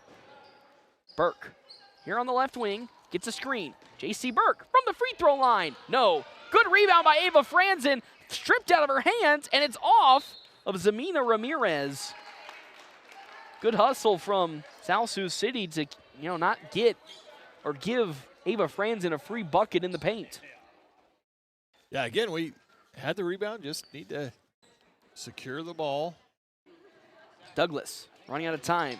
Quick pass down low to Peyton Jones. She fades with it, and it's going to be rebounded there on the side by Lola Phipps. I think somebody got some contact on that ball, being Paisley Ross, and a foul called against J.C. Burke with the block. After almost 3 minutes of play, still nobody's yet to score in this start of the third quarter as Nora Whirl will check in for the first time in the second half. Wide open, Phipps in the paint, and then that's a hard foul against Ava Franzen. That's the third for Franzen already here in this ball game. A little slow to rotate over, and because of that, went a little swat into the arm of Lola Phipps. But Phipps is short on her free throw so far today, 0 for 3. As Nora Whirl checks in for Miss Ava Franzen. 5:42 left to go here in this third quarter. Another miss that's rebounded by Nora Whirl. 0 for 4 for Phipps. Up the court to Douglas. Pass it right back to Peyton Jones. Jones, deep three on the way. She got set, it's short, and a strong rebound by J.C. Fox. And now North Platte resets offensively. Burke penetrates into the lane. Now kicks it right back out to Douglas. Douglas's turn to try. Oh, boy, yeah, she hop-stepped and traveled with that one. Another mistake offensively for North Platte High School, and we're still scoreless here with... It was kind of a double jump stop. Oh, a good swat away by Peyton Jones. One jump stop's good, then two. And then she did it again. She really wanted to make sure she got both her feet down, not just once, but twice. And that's a turnover for North Platte with 4 side of South Sioux City, as that's swatted away by Peyton Jones. Meadow Porter now with some speed up the court. Porter going to go coast to coast. Is fast. Wow, Meadow Porter going all the way to the rack, and nobody was really there to stop her momentum. And there's the first points of this second half in favor of South Sioux City and Meadow Porter. Burke on the baseline, floats it short, and it's Zamina Ramirez who's able to collect her now 5th rebound. Ramirez on the left wing, into the paint she goes. Again, really unthwarted, and that's another free bucket. North Platte has gone to his zone, but they're not really getting to spots to stop free drives in, and that's another point. Another 2 for South Sioux City. A timeout wouldn't be a horrible thing here. No, as Douglas Swing over to J.C. Fox. Now Peyton Jones. Jones around the perimeter. Now driving into the paint. Peyton Jones put her head down. She's short on the shot. And now the other way with it comes Lola Phipps. Phipps, lost the ball and is stolen away by J.C. Burke. Up it goes to Peyton Jones. One-on-one. Jones misses another layup. And that's a rebound by Braylon Groves. 34-23. It's now an 11-point lead for North Platte High School. Ramirez driving in on Josie Douglas. That's short and missed, and Peyton Jones grabs it, and the Dogs will slow down the offense. Looking a little gassed right now. As they get it all the way down to Norrell Whirl in the paint, but it goes off of her fingertips. 2 seconds too late. She was open down there for a while, and then. And now there's that full team timeout you were looking for. North Platte looking a little gassed right now. Which is strange. We look like the more tired team of the two. And when they have, again, 6 members of the team are only on the roster right now playing, we look like the more exhaustive team. Now, again, give credit to, North Platte in terms of playing Norfolk yesterday. That was a very physical, fast-paced game as well. But 34-23 on our State Farm agent Bobby Hull's scoreboard. North Platte has not scored a single point in this third quarter. And remember, when we highlighted what was the quarter that was the big problem yesterday, it was that third quarter. Coming out of halftime. Timeout. Yeah, and it was the first 5 minutes of the third quarter yesterday. Yeah, and so far for North Platte, struggling to really find anything, even though South Sioux City hasn't changed much. They're still playing that same zone defense. Timeouts are brought to you in part by Kevin McGann and the Fortified Group. See him on the one-ways, 621 South Dewey, Sweet Pea. As well as our other sponsors for today's game, Justin Thompson Agency with American Family Insurance. If they ever changing industry standards, they do pride themselves on that top-notch customer service. Go see Justin Thompson and his crew today for all your farm, crop, auto, home, and commercial insurance. As well as the Cedar Room, Great Plains Health. Great Plains Health Sports and Therapy, as well as Jay Engel with Farm Bureau Financial Services. So South Sioux City will inbound the basketball as Jeff Smeltzer. A girl went to check in at the timeout, and they told her she couldn't come in, that she had to stay there. And I was trying to figure that out. Yeah, normally you're supposed to come in. You get allowed to come in after a timeout, but here comes Meadow Porter now. One-on-one defense with Adelie Terry. Oh, Phipps almost lost that ball. Somehow they get it to Groves, and another nice bucket. pass by the Lady Cardinals. Braley Groves, and guess what, Jeff Smeltzer? It's down to just a 9-point lead in favor of North Platte High School, 34-25. Okay, looks like they're going man here. As Josie Douglas now one-on-one. She'll fire up a transition three. No good.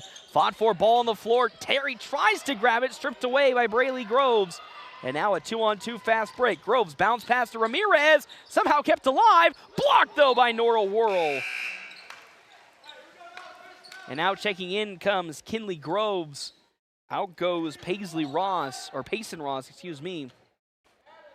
An inbound for Phipps on the baseline. Phipps throwing it all the way out now to Porter. Porter driving on Terry. Porter now into Fox, throws up a very contested shot, and somehow the rebound goes to Braley Groves for a Zamina Ramirez three, which is off the mark. And now it's Josie Douglas the other way with it. Douglas to Whirl, good feed. No, from Whirl, she misses the shot, and it's last touched off of South Sioux City. Nice hands that time. That wasn't the easiest pass to catch. She gathered it in, got the shot up. And there's also a good read. You were talking about trying to get it to Norrell Whirl a little quickly. Also, it was right where she can only get it high up. Yep. Up above her head. She kept it high. Douglas running out of time, throwing it all the way back to Peyton Jones, and now North Platte's offense once again restarts. Bounce pass down low to Whirl. Whirl pivoting around. Shot is up, very contested, and it's rebounded by Lola Phipps. And now the other way with it, Phipps maybe thought about, for Norrell Whirl, just trying to drive it in a little bit with her size as Phipps into the corner now. Three for Meadow Porter, way off the mark, and an easy rebound for Kinley Groves. That's her second today. How about Phipps again for three, but this time it's strongly rebounded by J.C. Fox, and she was in the right position. Peyton Jones over the head of Norrell Whirl. A turnover for North Platte offensively as Payson Ross now looks to check in, this time for Lola Phipps.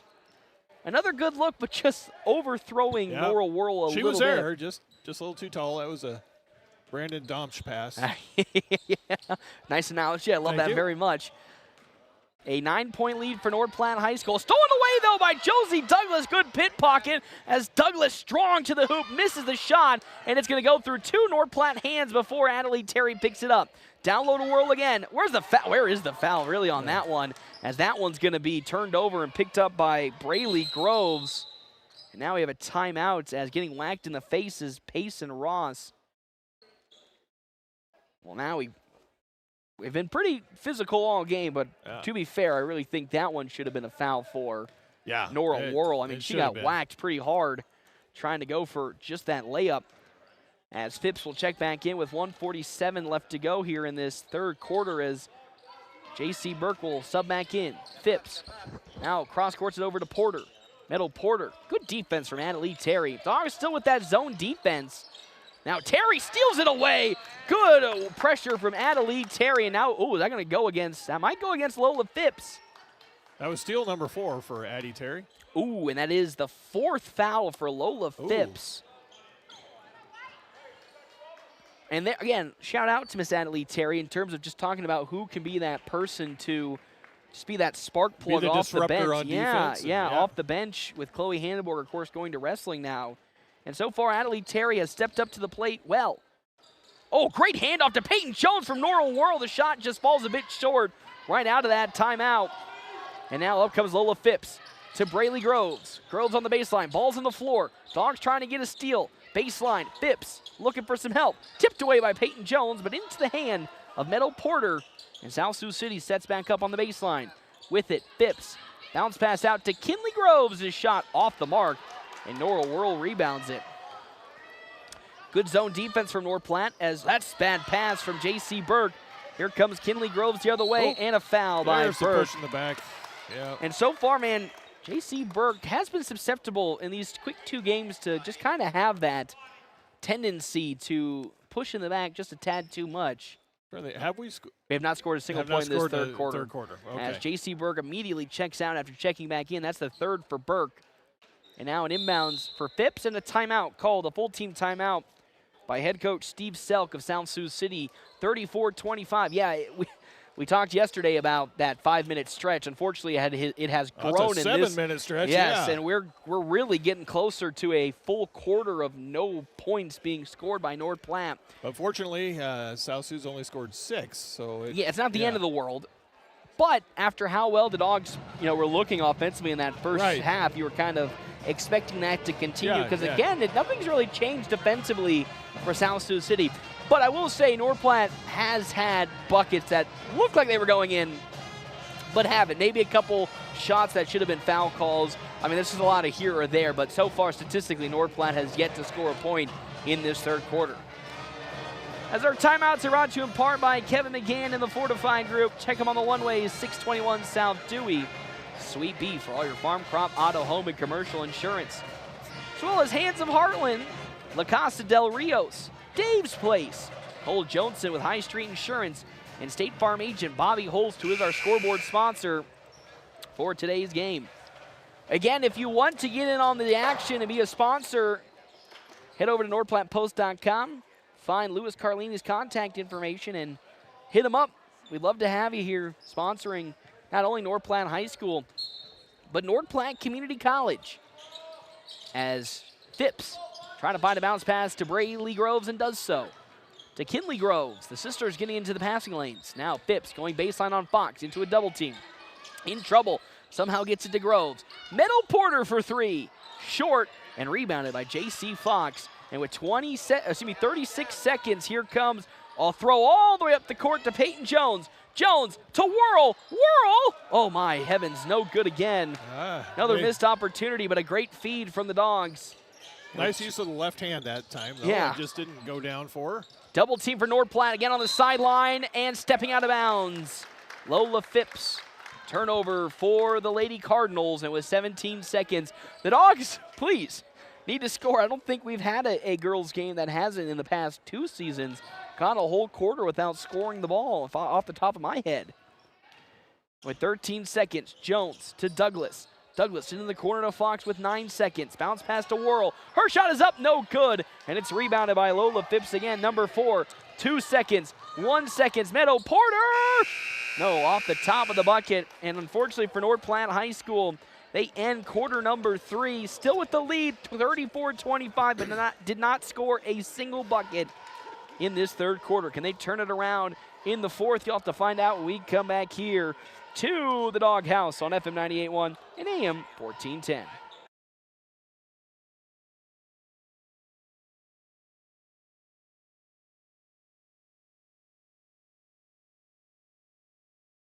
And enjoying life. Dr. Anthony Martin is now seeing patients at Great Plains Health Orthopedics, fellowship trained in hand and upper extremity surgery. Dr. Martin treats carpal tunnel, tennis elbow, arthritis, and trauma fractures throughout the body and is fluent in Spanish. Schedule today at 308-568-3800. Your health is our mission.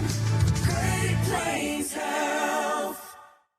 PuroClean of North Platte delivers fast water, mold, and fire damage restoration services to the North Platte area. PuroClean knows how challenging those times can be to you and to your family. Their Nebraska-based experts have a winning, reliable combination of training and equipment partnerships. Local, fast service in the North Platte area. Their average on-site time is 60 minutes, and they'll coordinate with your local insurance provider. Give PuroClean a call now at 1-800-775-7876 and schedule a visit from a member of the team at PuroClean in North Platte.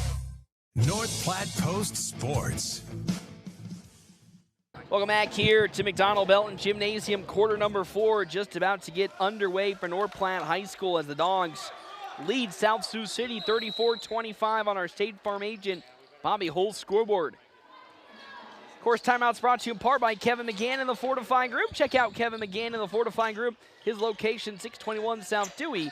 Sweet beat. Braley Groves, just easy bucket underneath off some good passing. And now the lead's at the lowest it's been all day, but good look for Nora Whirl, and there's her first bucket. I mean, she has been desperate to find one after a strugglesome third quarter for the Dogs where they did not score a single point all quarter long. As Phipps with her 4 fouls to Zamina Ramirez, it's off the top of the hoop.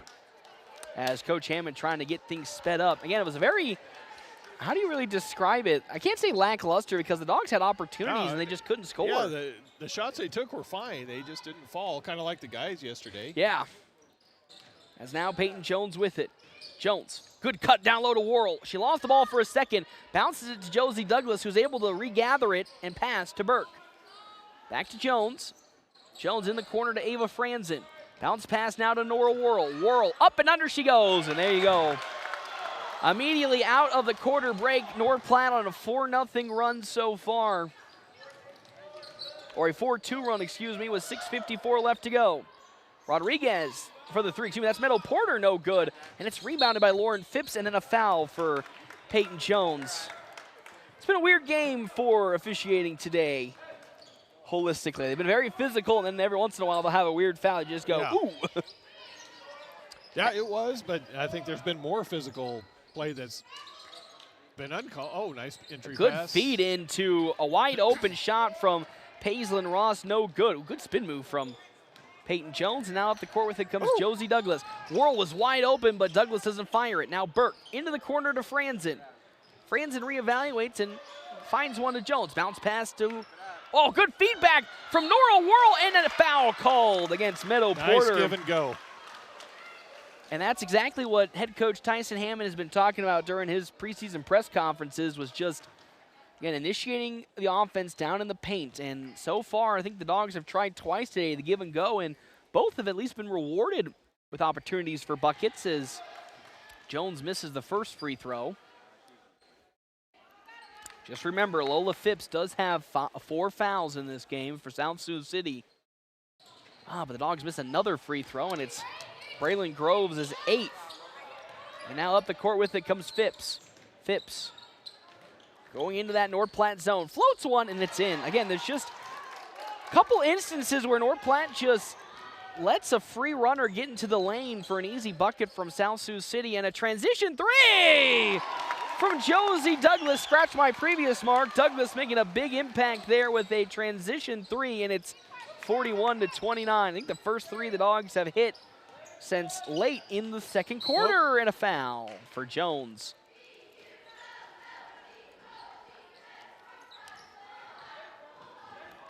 Yeah, tough to dispute that foul as well. Nice three that last time down by Josie Douglas. Way to answer that previous bucket. And with 5:50, it's now an 11-point lead for North Platte. Had to be a 12-point lead for North Platte High School. As that shot way off the mark, and Douglas gets the rebound. There's a cherry-picked pass to Peyton Jones, as she won't. And now we'll get that ball down low to Norrell Whirl. A little late on the feed to Whirl, but it's tipped out of bounds by South Sioux City, and it's an inbounds for the Dogs with 5:38 left to go here in this ball game. Dogs have led pretty much all throughout this game. Now trying to put an exclamation point on the conclusion of it. As Douglas on the perimeter. Bounce pass now to Peyton Jones, and that might be stolen away, and it is stolen away by Braylee Groves. A 2-on-2 fast break. Groves slows it down and hands it to Phipps. Phipps from the left elbow. No good, and there's a good rebound by Norrell Whirl. I don't know if you have off the top of your head rebounding stats, Jeff Smeltzer, but so far North Platte, I think, in this second half has done a great job. Burke penetrates into the lane and is rewarded with a bucket. J.C. Burke with a beautiful cut into the paint, and it's 43-29. Phipps on the baseline, guarded by Burke, into a double team, and then it's tipped out of bounds by Ava Franzen. I haven't calculated team rebounds yet, but Nora Whirl has 7 rebounds so far. That's really good. That's really, really good. And here comes Ava Franzen checking out, and J.C. Fox to come back into the ball game. 43-29 with 4:57 left to go. Ramirez dribbling in now on Douglas, kicks it back out. And a three on the way from Ross Inneton. First three for South Sioux City here in this fourth quarter. And it's only an 11-point lead for the Dogs. Bad pass that Jones tries to save, and she does save it. And now J.C. Fox cross courts to Burke. Burke sets up for three. Off, but rebounded by Norrell Whirl, number 8. Norrell Whirl, yes!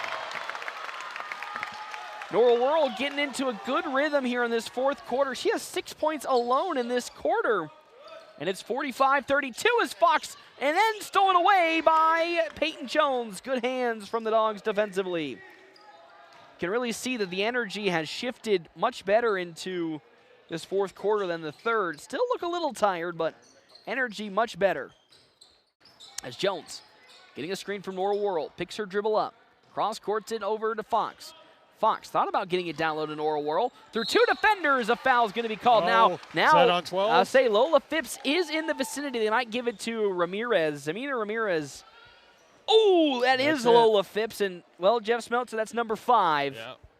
Well, there's somebody at the scores table anyway, yeah. So I'm going to give her the mark. That's number 5. I would hope so. As first free throw from J.C. Fox. Why do they let her stay in then? It must be number 4. And they're going to bring Zamina Ramirez off. That should be number 5 unless we're missing something here. Yeah. From the scorer's table, they should know that that's number 5. There's a good free throw from J.C. Fox, and now it's 46-32. So Phipps, on my score sheet has 5 fouls, so she should be checked out. Unless I am, again, misinterpreting one foul. Great feed that's going to be stolen away by Norrell Whirl. And now here comes Peyton Jones. 1-on-2 fast break. Good pass down low to Burke. No foul. Whirl gets a rebound, and now a foul's going to be called. Good rebound by Norrell Whirl. Now there's number 6. That's got to be 5. At this point, it has to be 5. As to the free throw line, Norrell Whirl, she might be close to a double-double, Jeff Smeltzer, Norrell Whirl. Makes the first free throw. She most certainly Point is. number 9 and rebound I feel like that's number 10. 10. Yep. One more bucket, double-double for the freshman. Oh, please. No, it takes a bad bounce. She gets the rebound. Oh, and there's a double-double for Norrell Whirl. That is now 11 points and 11 rebounds for Norrell Whirl in her second game at the varsity level. And that ball goes out of bounds. And a timeout going to be called by head coach Steve Selk. And out of this game go the Dogs to get a rest. Now, I wonder if they did agree maybe on a rule before the game to just, even if somebody fouls out, they just continue to play just because of how limited the bench is. Because Yeah, you can have discussions pre-game if both teams can agree on something. So I wonder if that was what was agreed upon. Because she's definitely at 6 now. If she wasn't at 5 before, she's at that 5 mark. But our timeouts are brought to you in part by Kevin McGann in the Fortifying Group. Check out Kevin McGann in the Fortifying Group at his location, 621 South Dewey, Suite B. As well as our other sponsors for today's game, Great Plains Foot and Ankle, Larry's Glass, Shelter Insurance Agents Pete Voles and Brent Rogo, as well as Piro Clean. A much better fourth quarter, Jeff Smeltzer, than the third. Of course, the third. Anything anything would be better than not scoring a point in the third quarter. But already scored 15. I was going to say, yeah, you come up with 15 points compared to South Sioux City, who's only scored 4. That's pretty impressive. That's some impressive stuff. And again, it just is. Their shots are starting to fall now. You know, they had that third quarter where literally nothing was falling, no matter how good of a look they got. And it's all off the back of Nora Worrell, who's had a fantastic fourth quarter. Yeah, she only had 2 points going into the fourth quarter. And so now she has 11. Yeah, she got 9 alone in this quarter herself. And that's really how the Dogs want to play, inside out. And when you got somebody like Nora Worrell who is making buckets and starting to get momentum, it's going to be super tough for teams to really defend what the Dogs are doing. And we're seeing it here in this fourth quarter, a 49-32 lead for North Platte High. J.C. Fox on the far side now with the basketball. Swing pass to Burke. Burke, one dribble, bounce pass at the free throw line to Worrell. Now to Jones. Jones hesitates, drives, kicks, and now Fox thought about the 3 and bounces it back out to Josie Douglas. Now Fox to Burke. Top of the three-point line with 12 seconds. She drives. How about J.C. Burke? No good. Rebounded by Douglas, and a foul called against Meadow Porter, her second. And that's just good ball movement from the Dogs and getting rewarded with a foul. Very intentional, very patient on that possession. As checking back in now comes Lola Phipps. And the first free throw is going to be missed by Josie Douglas. Can we break records for fouls in a game from one person? I'm wondering. As out goes Kinley Groves. And now a second free throw from Douglas is in. 50-32, a now 28-point lead, and Josie Douglas intercepts the pass. Douglas going coast to coast, and Josie Douglas makes it a 20-point lead for North Platte. Excuse me, my math was off. 13 points for Josie. Good bounce back after a pretty quiet first game against Norfolk for Douglas. Phipps from around 8 feet, it's in. Shout out to South Sioux City, man. They make some of the toughest shots I've seen so far this year. As now it's an 18-point lead. Burke is just wide open for 3, and she hits a 3. And really, this fourth quarter has come alive for the Dogs offense. 55-34 is now where we sit. Might have some tired legs now for the Lady Cardinals. Yeah, at some point, it's Worrell trying to get on the action with that jump ball. And it will go the way of North Platte High School.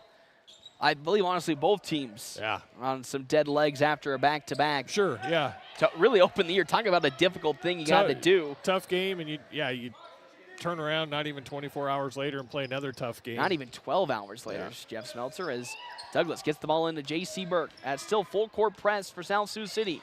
Burke pivots, finds Josie Douglas, and now she'll slowly cross the half-court line.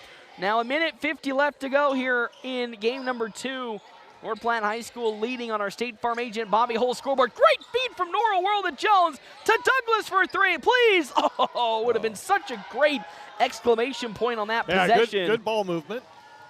As, again, with 1:33 on our State Farm agent Bobby Hull scoreboard, a 55-34 lead. We meet you where you're at, help you get to where you want to be with State Farm agent Bobby Holst, as that's thrown off of J.C. Burke from Lola Phipps. We've got some... Here we go. Now the fun begins, Jeff Smeltzer. We get a lot of the fresh faces subbing in. Adley Terry, Hayden Hansen, Ari Reyna, I believe also checking in for North Platte High School here today on the girls' side. Janae Wagner, as well as, I believe that's Analia Mora Yeah, it is going to be Analia Mora who is checked in for North Platte High as we get a full team timeout to get everything sorted. So, Mr. Smeltzer, for the first time this season, you have to go to the extra spaces to see a lot of the new faces checking in. That is going to be sophomore Wagner alongside sophomore Adelie Terry, Analia Mora, and Aridana Reyna, also juniors. And there's one more I think I'm missing. Hansen came back. Yes, and Hayden Hansen, who is also a sophomore. So sophomore juniors coming in to see some action here with 1:23 left to go. And you just love to see. You love to see the young guns get some action, and you can't even say that because North Platte's a young team still as well. But our timeout's brought to you in part by Mr. Kevin McGann and the Fortifying Group. Check out Kevin McGann and the Fortifying Group. His location, 621 South Dewey, Sweet Pete. 55-34. Again, Janae Wagner with the big knee brace on. Hayden Hansen, Adelie Terry, Analia Mora, as well as Aridana Reyna. Of course, see a lot of these girls play multiple sports. I'm just going to ask, how many of them are softball players? 3 of them. 3 softball players. So Adelie Terry, Hayden Hansen, volleyball players. Mora, Wagner, and Reyna are softball players, if I remember off the top of my head. So Ramirez now with the inbounds, almost stolen away by Hayden Hansen as Meadows with it. Meadow Parker hands it off to Ross. Ross almost got it stolen away by Mora, but she picks her dribble up. Hansen getting in on the action again, almost tipping the ball away. Phipps backing down. Now hands it off to Ramirez's very contested shot, which is no good. And here comes Adelie Terry. Will slow things down into a double team to Reyna. Reyna to Mora. Mora swings to Hansen for 3! It is just short, and it's going to be rebounded there by Ramirez, her 6th rebound. Samina Ramirez now up the court. Stolen almost away by Adelie Terry, and yet again, there's the jitterbug.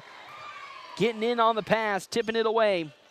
And with 43 seconds and a 55-34 lead, an inbounds here from Phipps on the near sideline.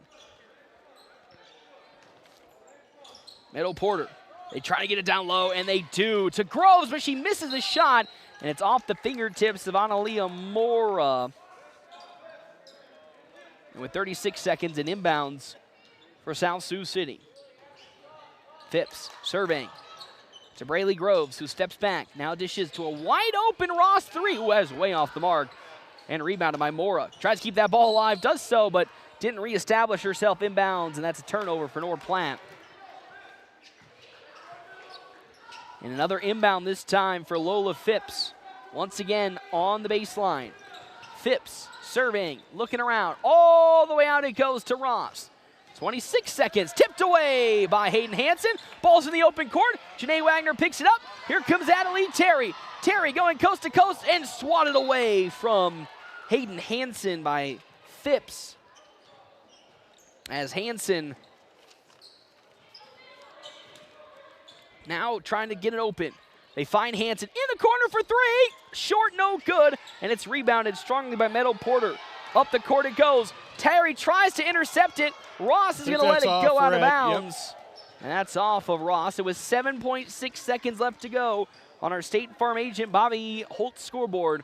The Dogs will inbound to see if they can hold it out. And they will hold it out. Not even cross half court. And just let time expire. As North Platte High School, Jeff Smeltzer, pick up their first win of 2025 with a 55-34 victory for the Lady Dogs here at home. And are now 1-1 on the season. South Sioux City and the girls 0-2. But Jeff Smeltzer, really good game. We're going to be the devil's advocate and say, let's just forget about what happened in the third quarter. But everything really outside of that had been a really strong performance offensively for North Platte. Yeah, fourth quarter when it mattered, they buckled down, and very impressive in the fourth quarter. 55, they only had 34. Yeah, 34 so going into that 21-point quarter, so that was outstanding. 9 of them came from Nora Worrell as well. Yep, she finished 11 points, 11 rebounds. 2 blocks and 2 steals. Double-double for Miss Nora Worrell, starting off the first double-double of the season for North Platte High School. And they're now 1-1 on the year as they take down South Sioux City and the girls 55 32-34.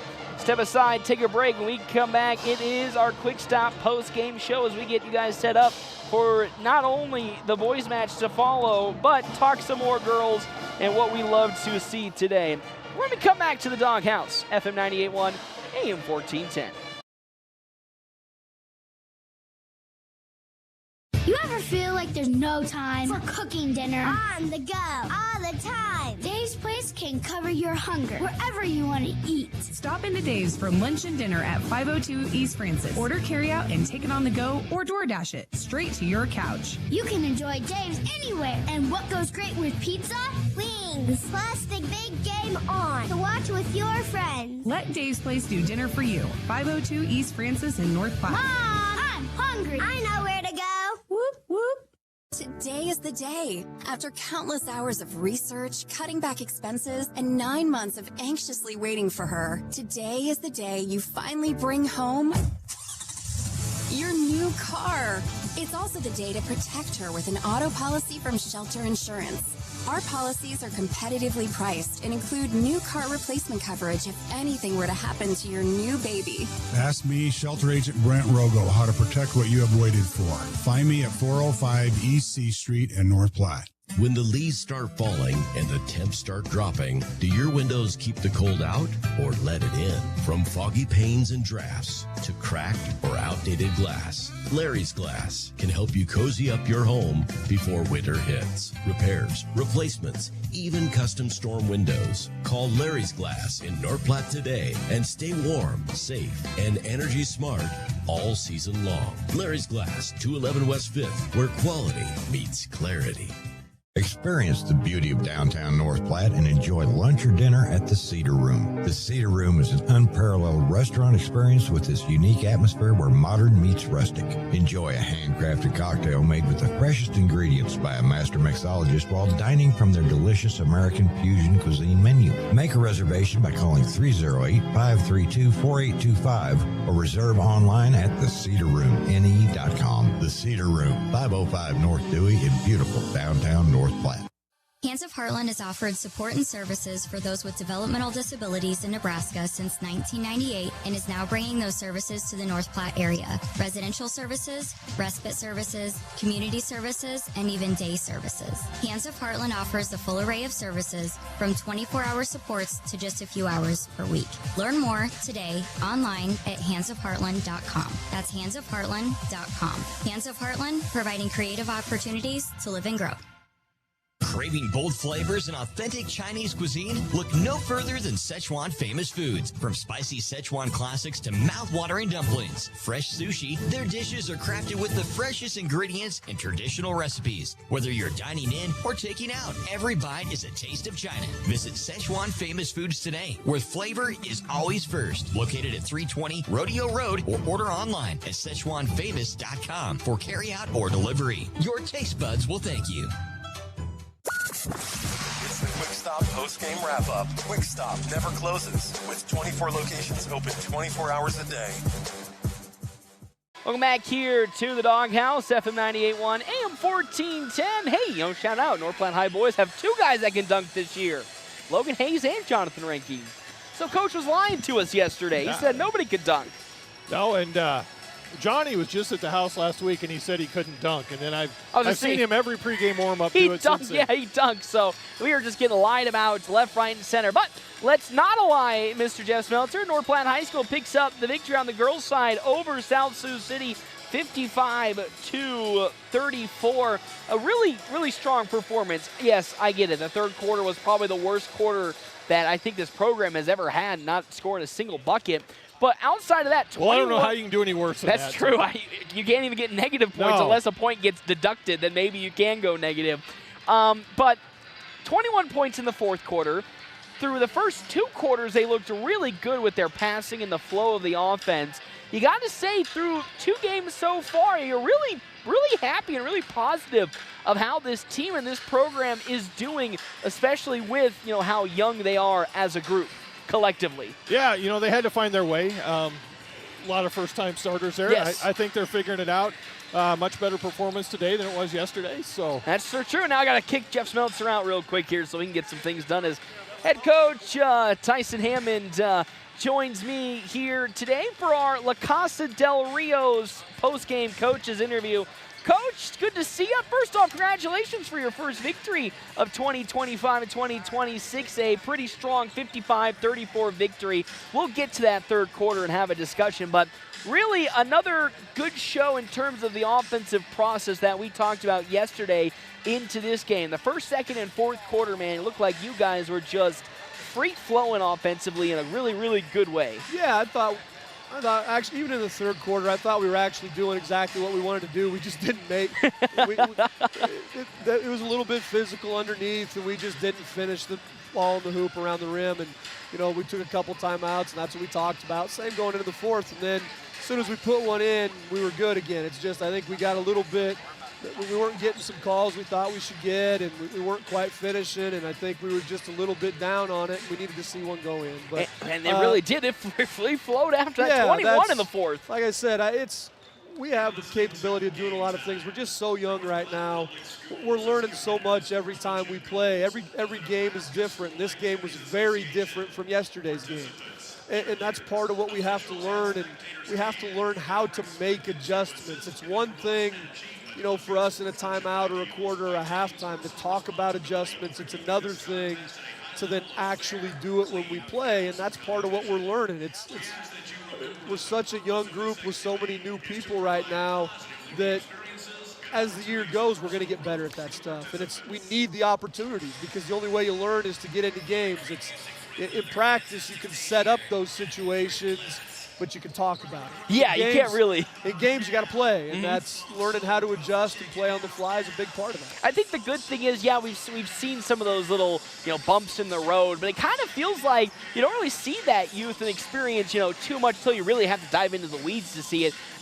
There was many moments where South Sioux City kind of went on a little mini run throughout the game, but your team was able to really thwart that and kind of almost show like an experienced presence to not let it get too out of control. They were able to also just break down the many different types of defenses that South Sioux City was really throwing at you and doing it to almost perfection, whether it be trying to break down zones by cross-courting it and finding an open man down low, or just going to the rack when they went man-to-man. You talk about it being so young, but just the way this team sometimes plays, it feels like they're a well-veteran team. Yeah, I'm glad it looks like that, because it doesn't feel like that. But I think they're just learning a ton right now. We got a great group, and they know they have a lot to learn right now. They're listening, and they're trying to do things the right way. Again, I thought we did a really good job last night of learning, and then tonight offensively also learning when the ball moves, we'll get good looks. It doesn't have to be the first or the second or the third look, because if everyone's touching it, you can trust that you're going to get it back. It's hard to play offense when you go 4 or 5 possessions, you don't touch it.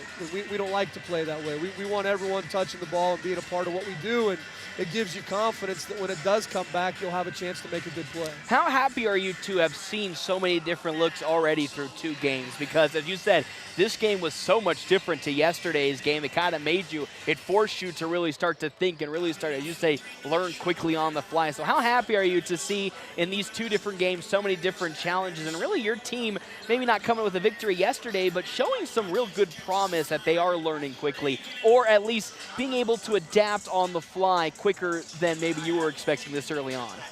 Yeah, it's always encouraging when you come out and you start to see things work a little bit like you want them to.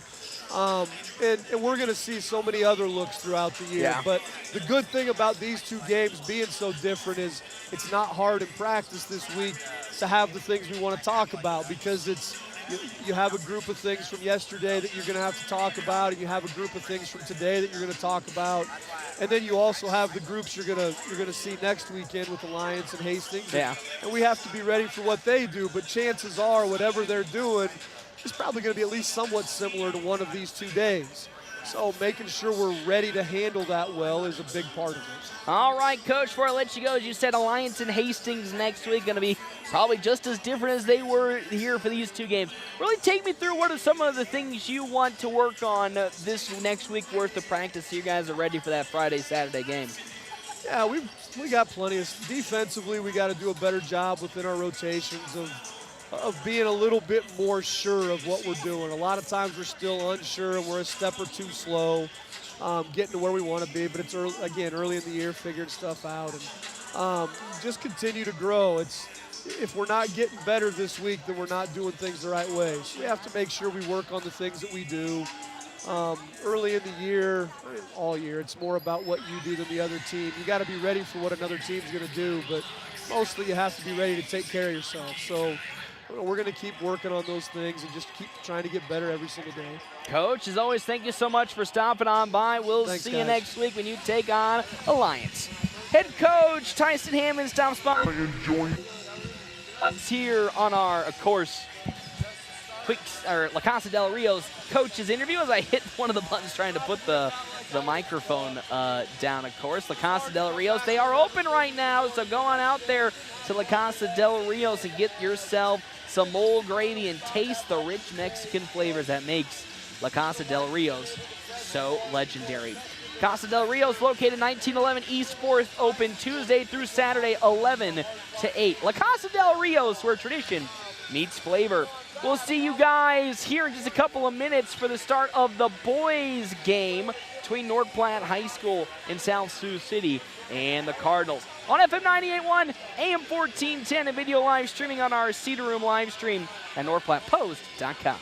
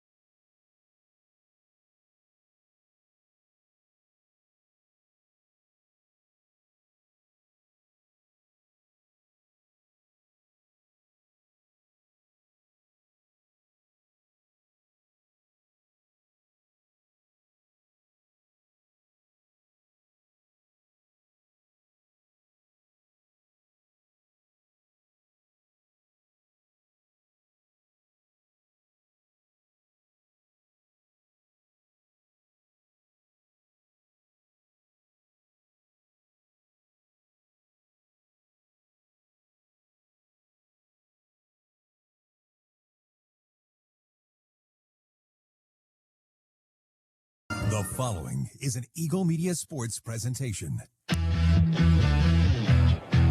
North Platte High Sports on NorthPlattePost.com, FM 98.1 and AM 1410 are brought to you by Justin Thompson Agency, American Family Insurance, Hands of the Heartland, La Casa del Rios, Dave's Place, Cole Jonathan with High Street Insurance. North Platte will reset the offense.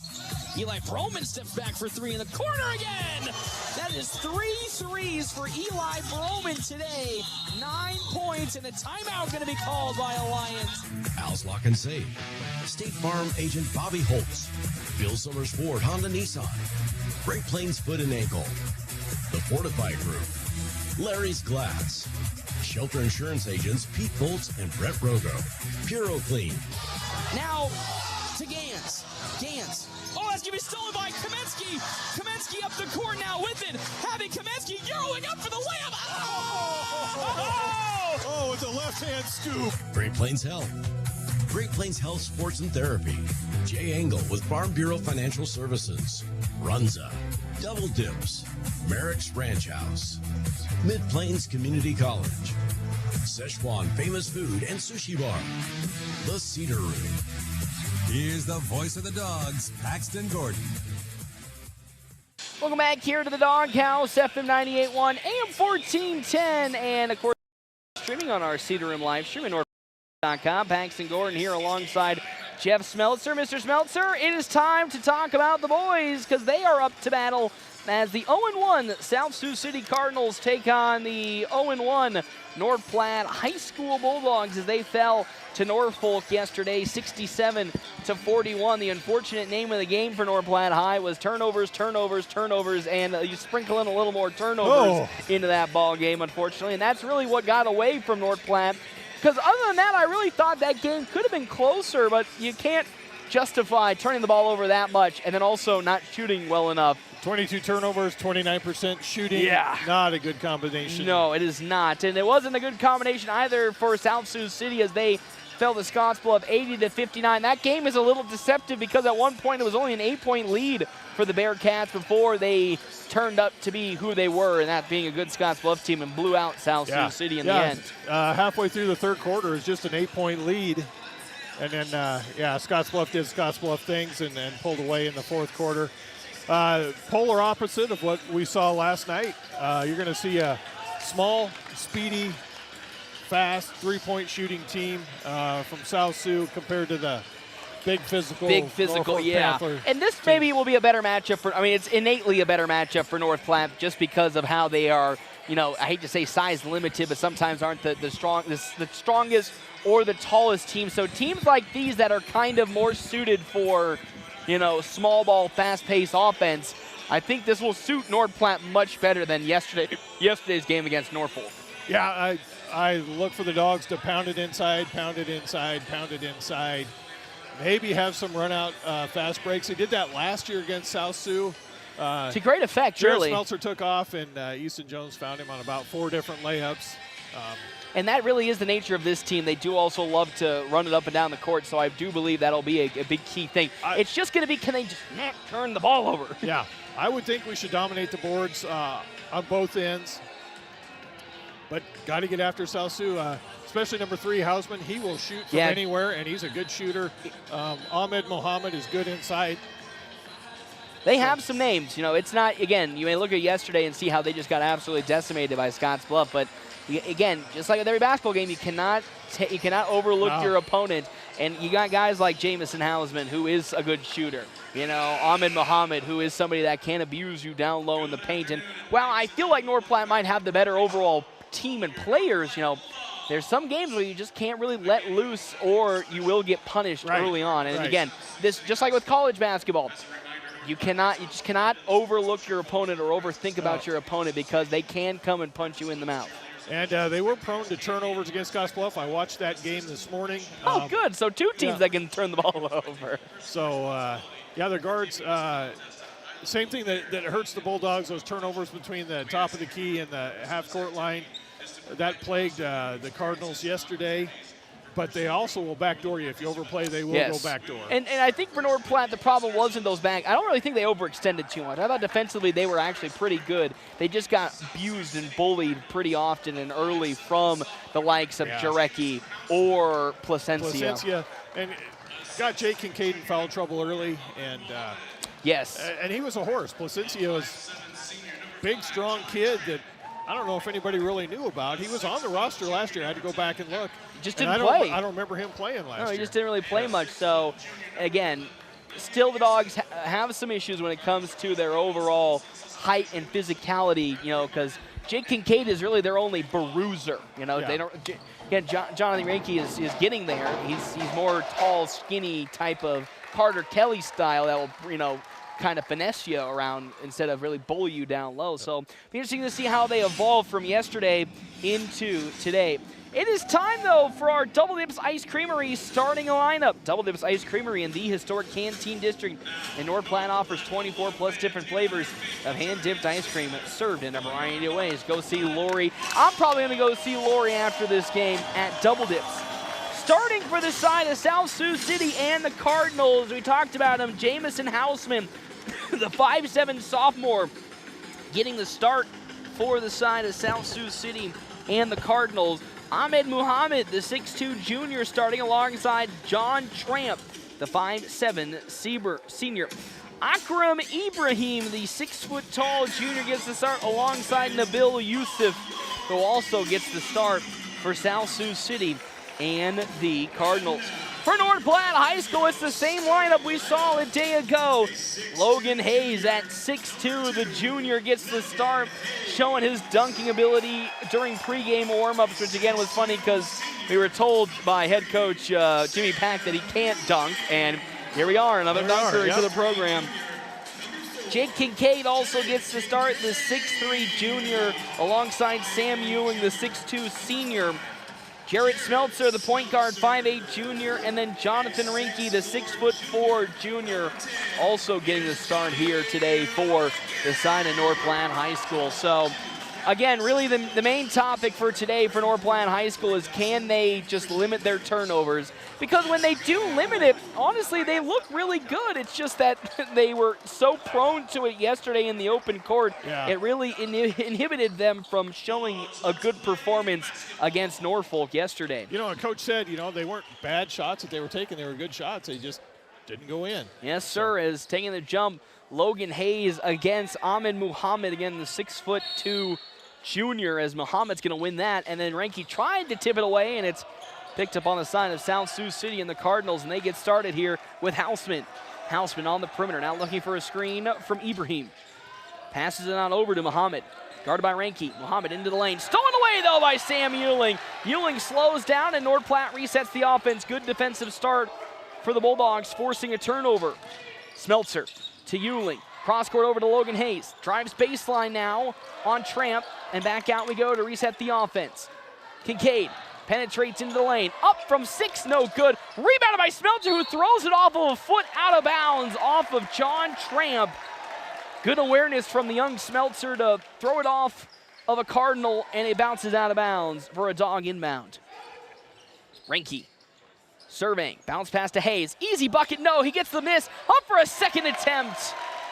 And there is Logan Hayes putting the Dogs up first early 2-0 on our State Farm agent Bobby Hull's scoreboard as the floater from Jamison Hausman is in. Everybody needs to collapse on him. He's a baller. He's the real threat here as Ewing into the paint, stripped away by Hausman, but they will call a foul on Jamison Hausman, the first for not only South Sioux City, but in the game. So far, Dogs. Ewing to shoot a pair. Interesting, but so far, the Dogs in their limited possessions, not only moving the ball well, but protecting it much better than they did in that first game against Norfolk. I mean, we saw early on how they were just throwing that ball away as Ewing misses the first free throw. If you're on anybody not named Hausman or Muhammad, you've got to collapse on those two when they have the ball. Especially on Hausman, because he will shoot from anywhere. Yeah, there is always one guy on a team who will be able to shoot the ball, as Muhammad now with the ball, driving into the paint. He lost control of his dribble and passes it back to Hausman, but it's stolen away by Logan Hayes. as he steps out of bounds, but look at the Dogs flying around defensively. And that's a turnover you live with. You call it a turnover, but it is just a great hustle play. Ran out of sideline. 3-2 the lead for the Dogs, and our State Farm agent Bobby Hull's scoreboard as Jamison Houseman now takes it to the far side of the court, guarded by Sam Euling.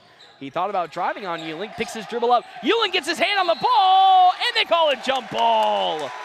And guess what? Jeff Smeltzer goes the way of North Platte High School. Great defense, Sam Euling. It's now the second steal from Euling already in this ball game. He'll, of course, consider this a steal with it going the way of North Platte now as Smeltzer to the near side to Logan Hayes. Hayes, with some good patience, passes it back to Smeltzer. Euling, now to Ranke, guarded by Muhammad on the baseline. Ranke, now in he goes. Jonathan Ranke, yes! Good quick first step. Good screen step. that time to free him up. Yeah, and now nice finish. Gets rewarded with the bucket. Houseman hesitates, picks his dribble up, fires now to John Tramp. Tramp lost the ball, and it's stolen away. Now up the court now to Jarrett Smeltzer. Smeltzer, up he goes, and a foul is going to be called against Nabil Yusuf, and Jarrett Smeltzer now to the free throw line. The Dogs leading 5-2. Boy, they're just hounding that ball. Yep. And we have a quick substitution already. James Dew will check in for the side of South Sioux City as Nelson Wilson, head coach for the Cardinals, will make a substitution. Ooh, as that's a missed free throw already for the Dogs. Back 1 for 3, as checking out comes Akram Ibrahim, and again checking in is Dew. Next one from Smeltzer, much better. And it's a 4-point lead for North Platte High School. Yusuf full court press. Almost gets stolen away by Sam Euling. Drop back into man-to-man after that press. Houseman help him, hounded by help Jonathan Ranke. There you go. Good defense. Now Tramp to Dew, who spaces it out and fires it back to Jamison Houseman. Deep three from Houseman, no good. Oh, and it's rebounded by Sam Euling. As Smeltzer now with some pace up the court on the far side. Slowing it down and passes to Sam Euling. Caleb Odell checks into the scorer's table. Ranke, he pulls up for 3. He looked good yesterday, misses his first one. And John Tramp picks up his first rebound. Houseman in transition, hands the ball off to Muhammad. Muhammad with the strong moves, no good, and they'll call a foul against the Dogs. Smeltzer. No, it's against Jonathan Ranke. Ahmed Muhammad put his head down and drove into the paint as Tramp checks out, and Demi Elimo checks in. Elimo, will check in for South Sioux City to Muhammad. Elimo now picks it up. He'll go into the paint and fire from the free throw line. Oh, it rims in and out, and it's rebounded by Yusuf himself. And now South Sioux sets up for DU. Whoa, that went way out of bounds. And they're going to call a tip off of Jake Kincaid. A 6-2 lead on our State Farm agent Bobby Hull's scoreboard with 5:20 left to go in this opening quarter of play. Demi Elimu will now inbound the basketball. Oh, and we're going to have an official a little hand fighting. He's going to have a little conversation there as between Muhammad DU and Ranke, or it was DU and Jake Kincaid. Oh, okay. So we had it on both of them. Yeah. As Yusuf throwing it all the way back to DU. Hands it off to Houseman. Houseman almost lost the ball and now collides a little bit with Muhammad. Hands it off. And now South Sioux City resets. Elimu pump fakes and fades with his shot. Short. Oh, Caleb Odell almost got the rebound. Oh, boy, they're going to say it's off of Nabil Yusuf. Yeah. I thought it might have been off of Odell, but they'll say it's North Platte ball with 5:05 left to go here in this first quarter of play. Dogs with a 6-2 lead on our State Farm agent Bobby Hull's scoreboard. Hayes, bounce pass to left elbow to Jake Kincaid. Back out to Ranke. Odell hands it to Logan Hayes, and now Sam Euling. Kincaid, down low they go to Ranke, and it's going to be stolen away. And up now comes Jamison Houseman. Houseman to the opposite side of the court, crosses over, spinning. Wow, what a beautiful move by Jamison Houseman, and there's his second bucket today. He has 4 points. Talking about that guy being a well-established player for South Sioux City, and he's showing it early on. Logan Hayes, good cut to the rim, but short on the bucket. Ranke trying to fight for the rebound, and now here comes Ahmed Muhammad the other way with it. Muhammad looking to go coast to coast. No, it's blocked by Jake Kincaid. Kincaid up now to Logan Hayes, guarded by Houseman. Logan Hayes misses the layup, And Yusuf picks up his second rebound, and it's tipped away by Jonathan Reinke. Oh. I thought Reinke deflected it off the head of Muhammad, but two beautiful looks, though, for Logan Hayes, and he misses both layups as Garang Bull will check in for Nabil Yusuf. As it's Caleb Odell guarding Bull, but they'll quickly get it in now to Limu. And they'll feed it to Hausman, very far side of the court. Hausman, bounce past Muhammad, stolen away by Jonathan Reinke. And now Sam Ewing with the ball. Ewing to a cutting-in Jake Kincaid. Kincaid hop steps, up for the tough shot, short. He collects the rebound, falls on the floor. Odell tries to get it off a Bull, and then somehow Ahmed Muhammad picks it up. Muhammad to Diu, and a foul against Sam Ewing. Reed O'Brien is checking into the game. Very feisty start to this contest for either side. And it's Garang Bull with the inbound on the baseline. Again, Reed O'Brien, as you said, checks in for Jake Kincaid. Dogs falling a bit short on their layups in these last three possessions. Limu to Hausman. Good defense from Sam Ewing. Sam has been playing outstanding defense tonight. Already in this ballgame as Hausman now will drive into the lane on Sam Ewing, and they'll call a foul on Ewing. That might be his second. I think it might be. Here comes Jared And here Smeltzer. comes Jared Smeltzer. And yep, that is going to be number 2 for Sam Ewing, and that's going to be a tough one because he's done such a good job against Jamison Hausman. Yeah. And you hate to see so far the Dogs' best defender get tied up with 2 fouls early on. All the way to Muhammad at the three-point line. Muhammad drives on Reinke, putting his head down again. Lost the ball for a second to Diu. Great feed to Garang, but he misses the layup. Rebounded by Jonathan Reinke. Garang Bull with a beautiful feed in, missing the layup. Caleb Odell to Smeltzer, to Reed O'Brien. Good perimeter passing now to Reinke. Caleb Odell is wide open. And now they'll feed it in the corner to Logan Hayes. Good drive, bounce pass to Reinke, and he makes the bucket. I know he missed the opportunity to Caleb Odell, but still a good outcome for the Dogs. Good outcome. And I mean, I'm telling you, Caleb Odell was oceans open. Three-point shooters don't usually get that open. You gotta reward them. Good defense from Jared Smeltzer on Jamison Hausman. Diu into the corner now to Bull. Garang Bull on Odell. Hop steps to Muhammad. Muhammad hop steps up for his shot. No good. And a rebound by Jonathan Reinke before he's fouled by James Diu. 8-4 lead for North Platte. Love the energy the Dogs are playing with in this game so far. Both teams. This has been a fun game to watch. Akram Ibrahim checks in now for Ahmed Muhammad. Also checking in is Santiago Garcia, as they will allow Garcia to check in for Diu. So a little more athletic of a lineup for South Sioux City with Garcia checking in for Diu. But Ahmed Muhammad checks out. Jared Smeltzer now with the basketball. Bounce pass to Reinke. Reinke on the right block, backing down his defender, and a big stuff from Ibrahim, and they will call a jump ball, and it will go the way of South Sioux City. Good defense that time. That's all right. You live with that. Now, D up here, Dogs. 2:20 left to go in this first quarter. A 8-4 lead on our State Farm agent Bobby Hull's scoreboard in favor of North Platte High School. Muhammad and Hausman combined for 46 points last night against Scotts Bluff. Almost stolen away by Logan Hayes as Hausman able to recollect himself. Smeltzer with the smothering defense on Jamison Hausman. He gets a screen from Santiago but avoids it. Now they'll try to cut it down low to Ibrahim. A little floater from Santiago Garcia, and he has 2 points. It's now an 8-6 lead on our State Farm agent Bobby Hull's scoreboard. Logan Hayes on Santiago, spinning, up he goes. Wow, what a move by Logan Hayes.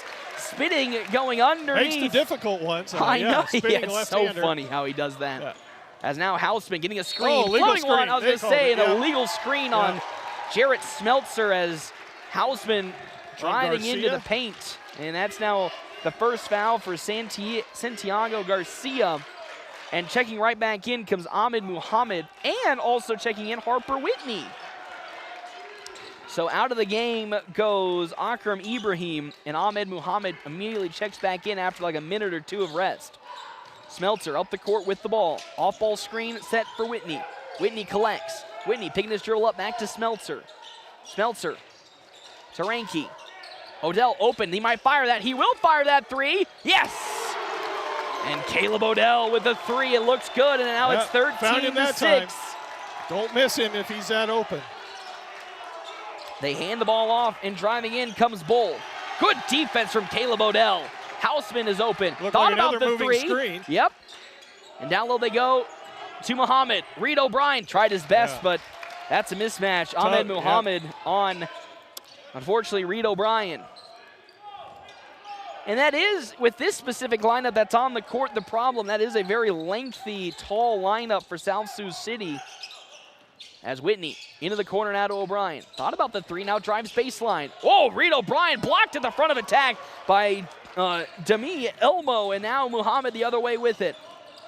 Excuse me, it was a Limu as Houseman at the free throw line. Getting wrapped up, ball pops out. Here comes Garang Bull into the paint. Oh, Dell almost blocked it from behind, but Garang Bull gets his first 2 points of today's contest with 12 seconds left to go on our State Farm agent Bobby Hull's scoreboard in the first quarter. Smeltzer with 6 seconds. Smeltzer to Odell. That is a deep 3 from Caleb Odell. No good. Ranky gets the rebound and stripped away by Muhammad. And that's how quarter number 1 comes to an end for North Platte. When we come back here, a 3-point lead, 13-10 on our State Farm agent Bobby Hull's scoreboard.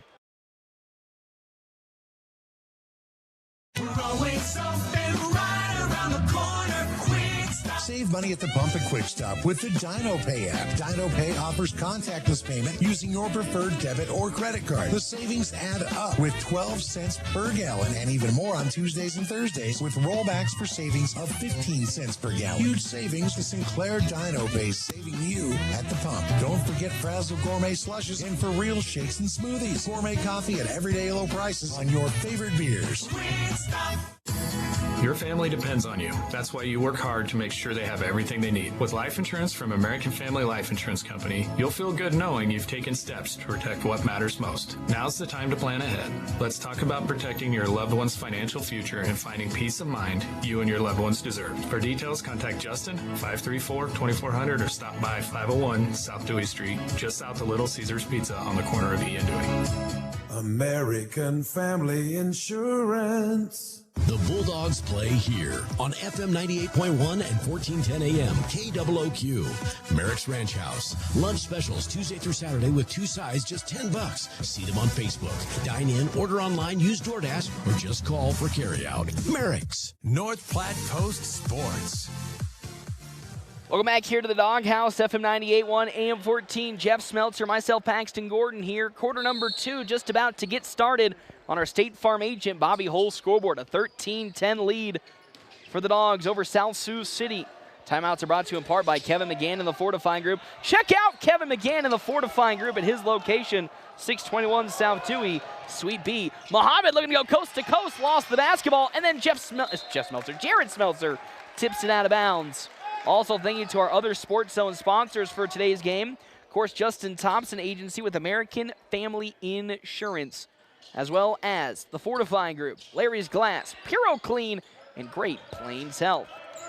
As you said, Jeff Smeltzer, before, you didn't see it on the air, but 2 turnovers this entire first quarter for the Dogs.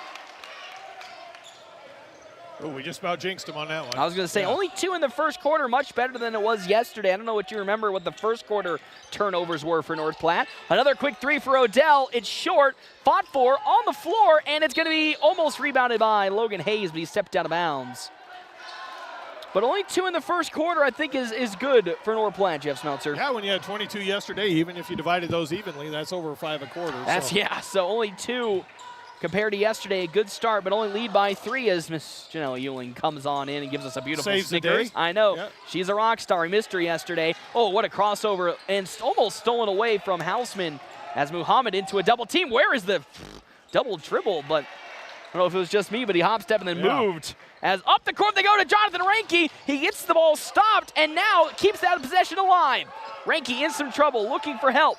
All the way out to Jake Kincaid for 3. No. Rebounded by Jamison Houseman. And now a bounce pass down low. Another bounce pass to Diu, and James Diu, who is checked in, gets his first 2 points, and now it's only a 1-point lead for the Dogs. At South Sioux City starting off the quarter with a bucket. Smeltzer Now driving in on Houseman, Euroing, a little floater. It's in from Jared Smeltzer. Good look by the young Smeltzer there. I don't know if he likes them going off one foot. It's always usually finished off two. But anytime I've seen Jared Smeltzer, nice it is cross. floaters, but a good cross from Houseman. It should have been a foul. Oh, and unfortunately for Jake Kincaid, he steps out of bounds. I mean, I think Houseman got fouled going in for that layup, but okay, here we go. So Sam Euling's checking in. I wonder who he'll check in for Odell. Euling has been the primary guarder of Houseman. They're not putting him on Houseman. They're going to. Okay, keep him off, I hope. As little floater from Ahmed Muhammad is off the mark, and a good strong rebound by Jake Kincaid. As Smeltzer now going to have to take it up the court against Houseman. Gets right past him. Smeltzer into the lane he goes. Throws it off the hands of Trapp. And now here comes Kincaid, and he's fouled by Ahmed Muhammad. A near turnover there. Another good idea, but he just didn't see John Tramp there and almost turned the ball over. But a foul against Muhammad, his first of the game and the first of this second quarter for South Sioux City. A 15-12 lead for North Platte High School. Kincaid, nothing but net on his first attempt. 16-12.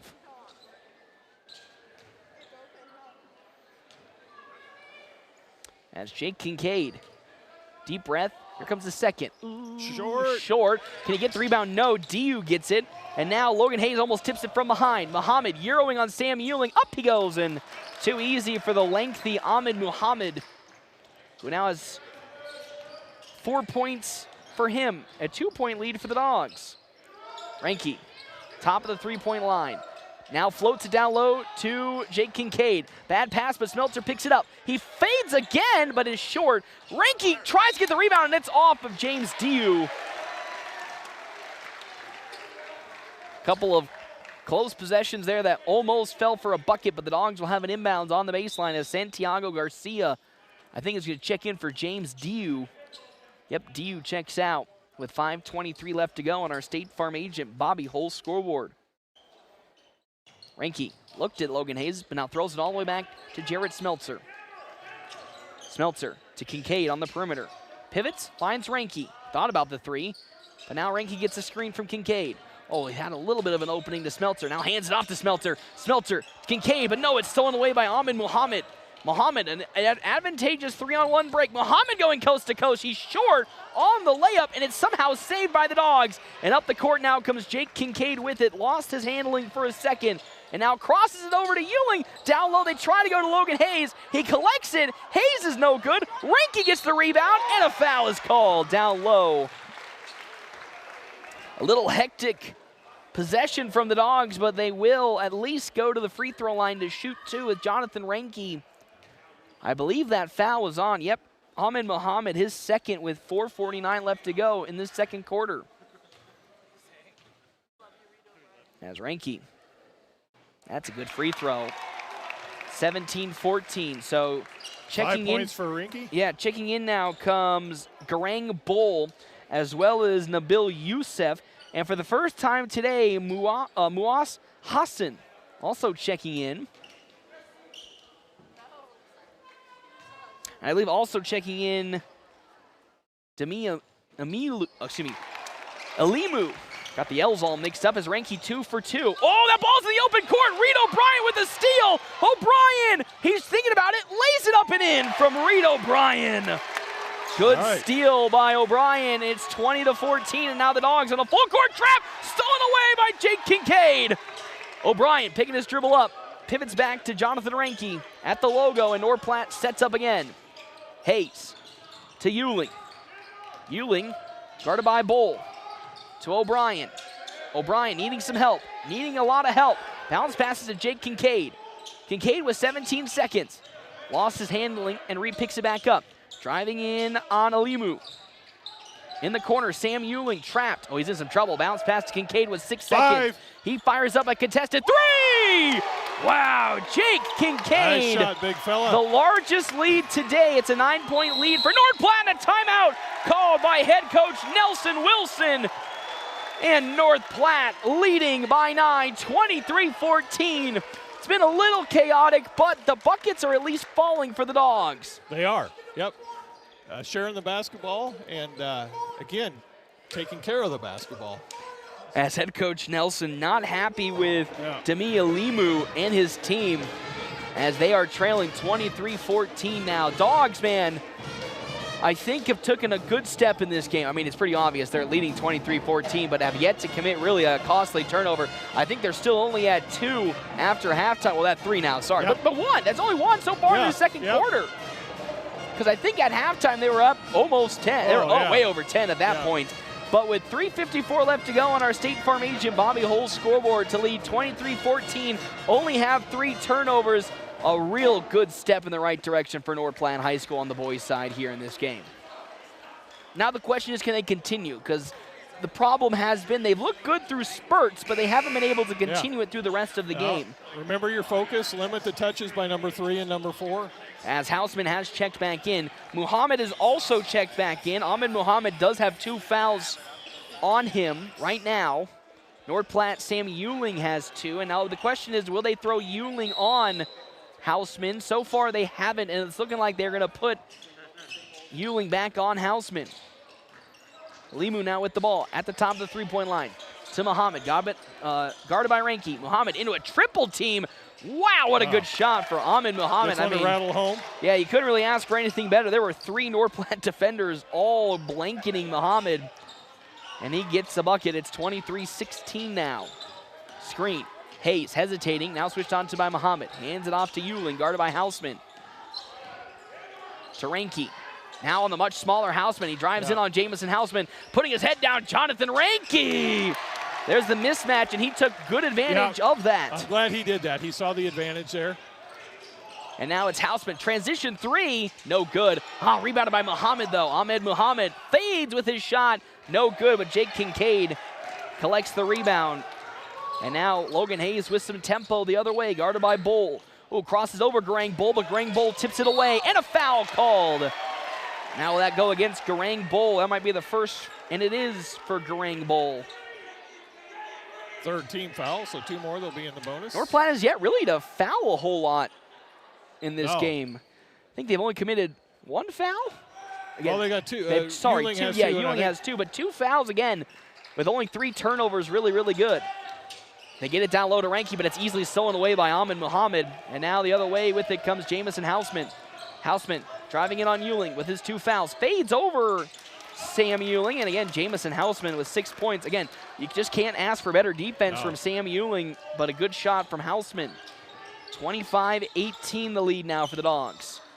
Hayes with the ball, gets a screen from Reed O'Brien. Thought about the 3, but picks his dribble up. Euling, top of the three-point line. Swing pass to Jake Kincaid.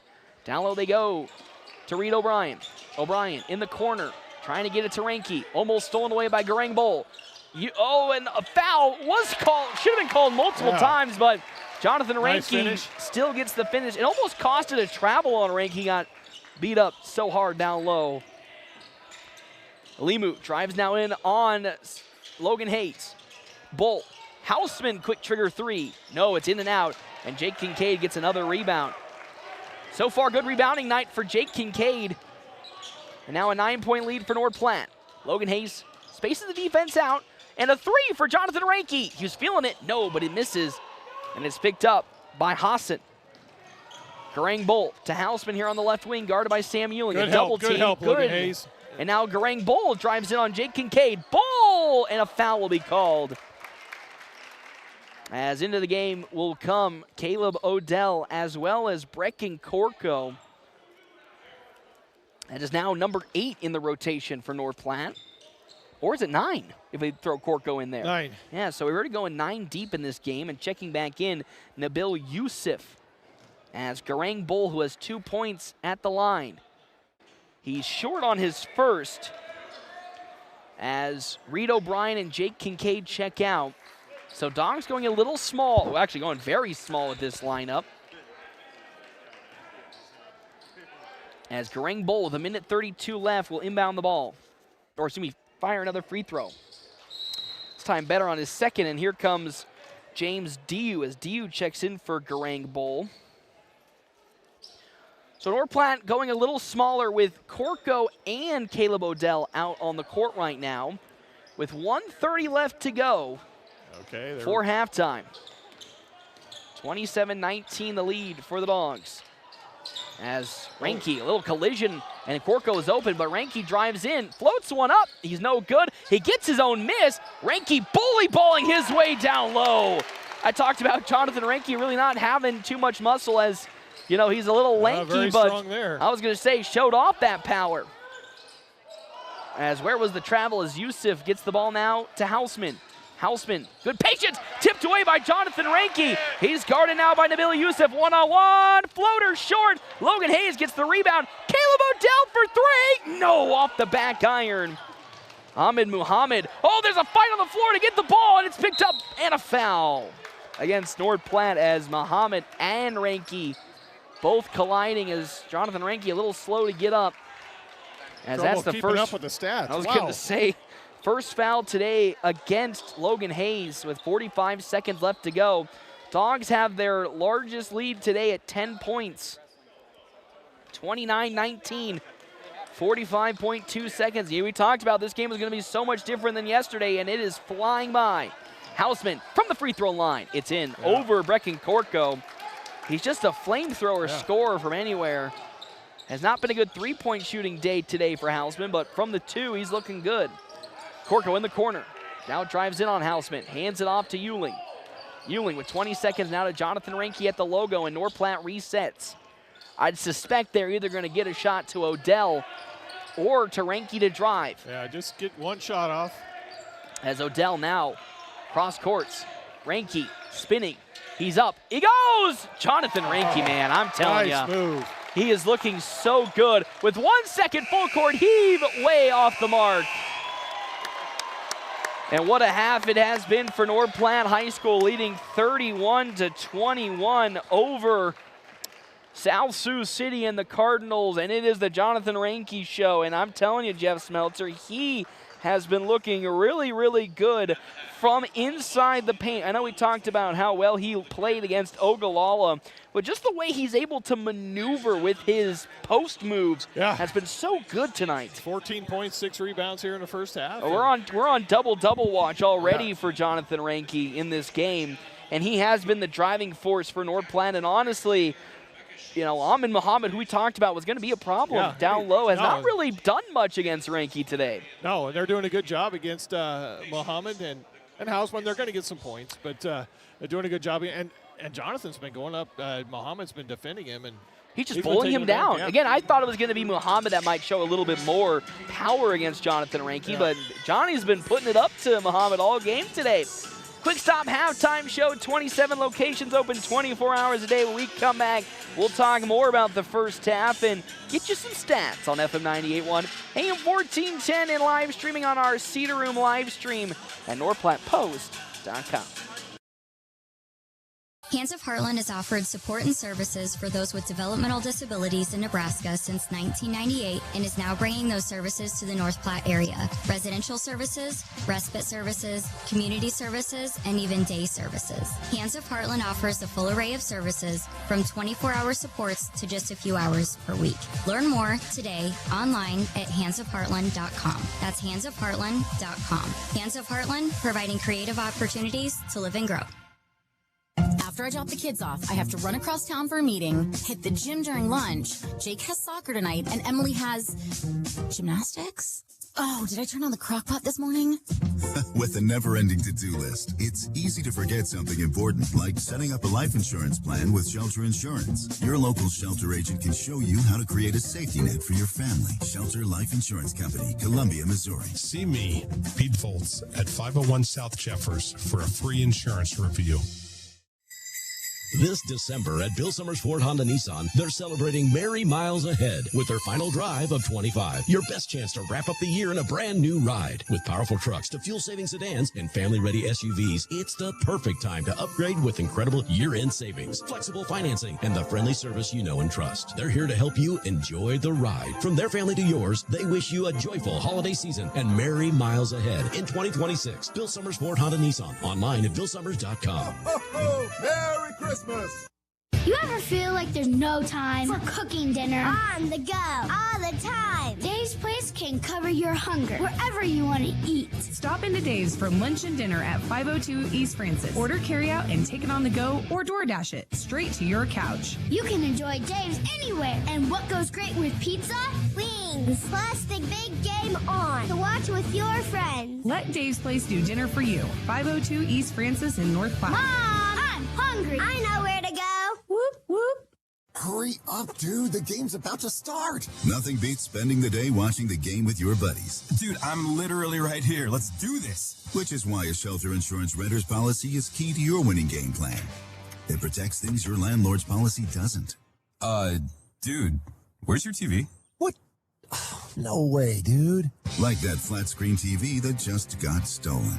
Ask me, Shelter Agent Brent Rogo, about Shelter's competitive renter's insurance rates. North Platte Post Sports. Welcome back here to the Doghouse, FM 98.1, AM 1410, and video live streaming on our Cedar Room live stream at NorthPlattePost.com. Jeff Smeltzer alongside Paxton Gordon here. It is 31-21 on our State Farm agent Bobby Hull scoreboard at halftime. Jeff Smeltzer has been a very, very encouraging game. I know we talked a lot before and after. This game has been very, not only fun, fast-paced, but the Dogs really are looking so good in this second game. Yeah, this is the way they can play it, fast-paced against another fast-paced team. I really like what I see. Jonathan Rinke's just been a man among boys right now. Yeah. But also, let's highlight. I know we're gonna gush a lot about Jonathan Rinke right now, but how about the turnovers? Only 3 so far in this ball game. Well, 5 now. Gosh darn it. But most important stat of the game. Yeah. You only want to have about 8 to 10 per game. So we're right there where you'd like to be. Last night was a disaster, a train wreck. Yeah, we don't talk about last night. Yeah. But we're down even on last year's average. They had 17.4 last season. Again, we're only at 5. And you can see when they're not forcing those bad turnovers, this offense is just clicking on all cylinders. So that's good to see. Again, kind of imposing our will inside, which we thought might be the case.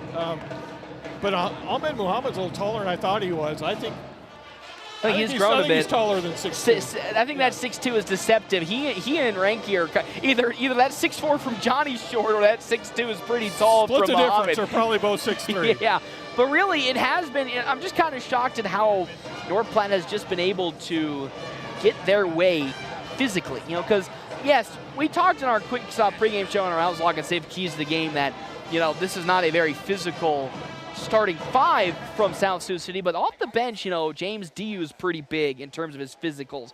Alimu is pretty big. Greg Bull's lanky. He's not really physical, but they do have some big bodies, and even with them out there, North Platte is just bulldozing their way down into the paint. They are. And I like to kind of limit our three-point shots. The ones we've been taking have been good looks, too. Not real strong from the outside, 2 for 8 from the three-point line, 25%. I mean, that's how it sometimes is going to be. I mean, yesterday was a good Jonathan Rinke had some good threes, but they're going to be pretty streaky from beyond the arc all season if Caleb Odell is not the one hitting them. Yeah, so if you took the three-pointers out of the equation, our overall field goal position percentage right now, it's about 41%. You take the three-pointers out of there, about 50%. That's pretty good. I mean, even 41 with the three-pointers in is great. Yeah. So much better than yesterday, because I think we talked about, was it 29% from the field yesterday? 29%. Yeah, that was not good. And so far today, both of the wrongs that we circled as ooh, we didn't like that, have already been righted. They're shooting better, and they're not turning the ball over. And you probably don't – do you have the rebounding stats? Because I feel like it has just been North Platte domination from start to finish. I mean, Muhammad has 6. There's only 7 rebounds on the side of South Sioux City in this game so far on their rebounding 14. side. Yeah, so we're just doubling them up right now. And you can see it.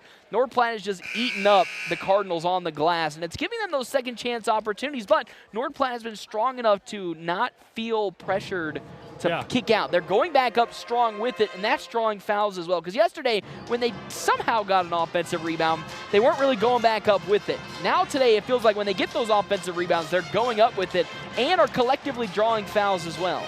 Yeah. It's hard to believe this game is just flying by. Not a whole lot of fouls called. Not many timeouts. The only timeouts have been the quarter timeouts. But let's kind of jump into some game stats here. I'll start it off with South Sioux City. 8 points for Jamison Hausman. 8 points, 1 rebound. And it doesn't feel impactful. You know, sometimes when you feel 8 points, you're like, ooh, that was a good first half of points. Hasn't really been like super like, ooh, man, he's really cooking us. It's just been, he's been making some really tough shots and has 8 points right now. Amin Muhammad, 6 points, 4 rebounds. Outside of that, Garang Bold, 3 points, 1 to 2 from the free throw line, and then 2 points on the day for Santiago Garcia, and that's all the scoring for South Sioux City. Logan Hayes, 4 points, 2 rebounds. Jake Kincaid, 4 points, 5 rebounds, 2 blocks and a steal. Jared Smeltzer, 3 points. Jonathan Rinke, 14 points, 6 boards, I believe. And Caleb Odell, 3 points on a three-pointer, and Reed O'Brien's got 2 points inside. Yeah, so far North Platte, their stats are well distributed. You know, I talk with Coach Brandel all the time.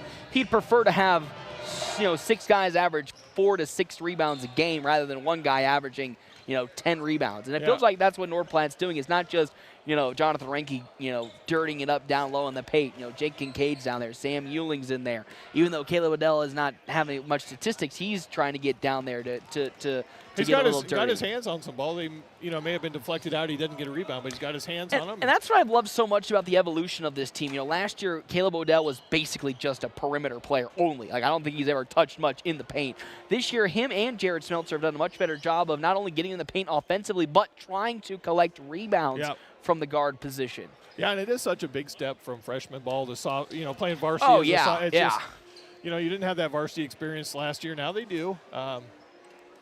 And really, you can see it. You can really see how this team has evolved, even in just one game. Yeah. From last year. It felt like last year when it rained, it poured. Like, it was really when something wasn't going right, it was not going right. So far this year, yes, it's tough to really quantify that Norfolk game just because of the turnovers. Really didn't allow them to get going. But when South Sioux City goes on a run, boom, they stop it. They stop whatever South Sioux City is doing, and they don't let it fester and continue on. But when they get something going, they then take that step forward and do it again, or at least get another consecutive point. They're putting back-to-back good possessions together, which is forcing South Sioux City almost to be perfect with what they're doing.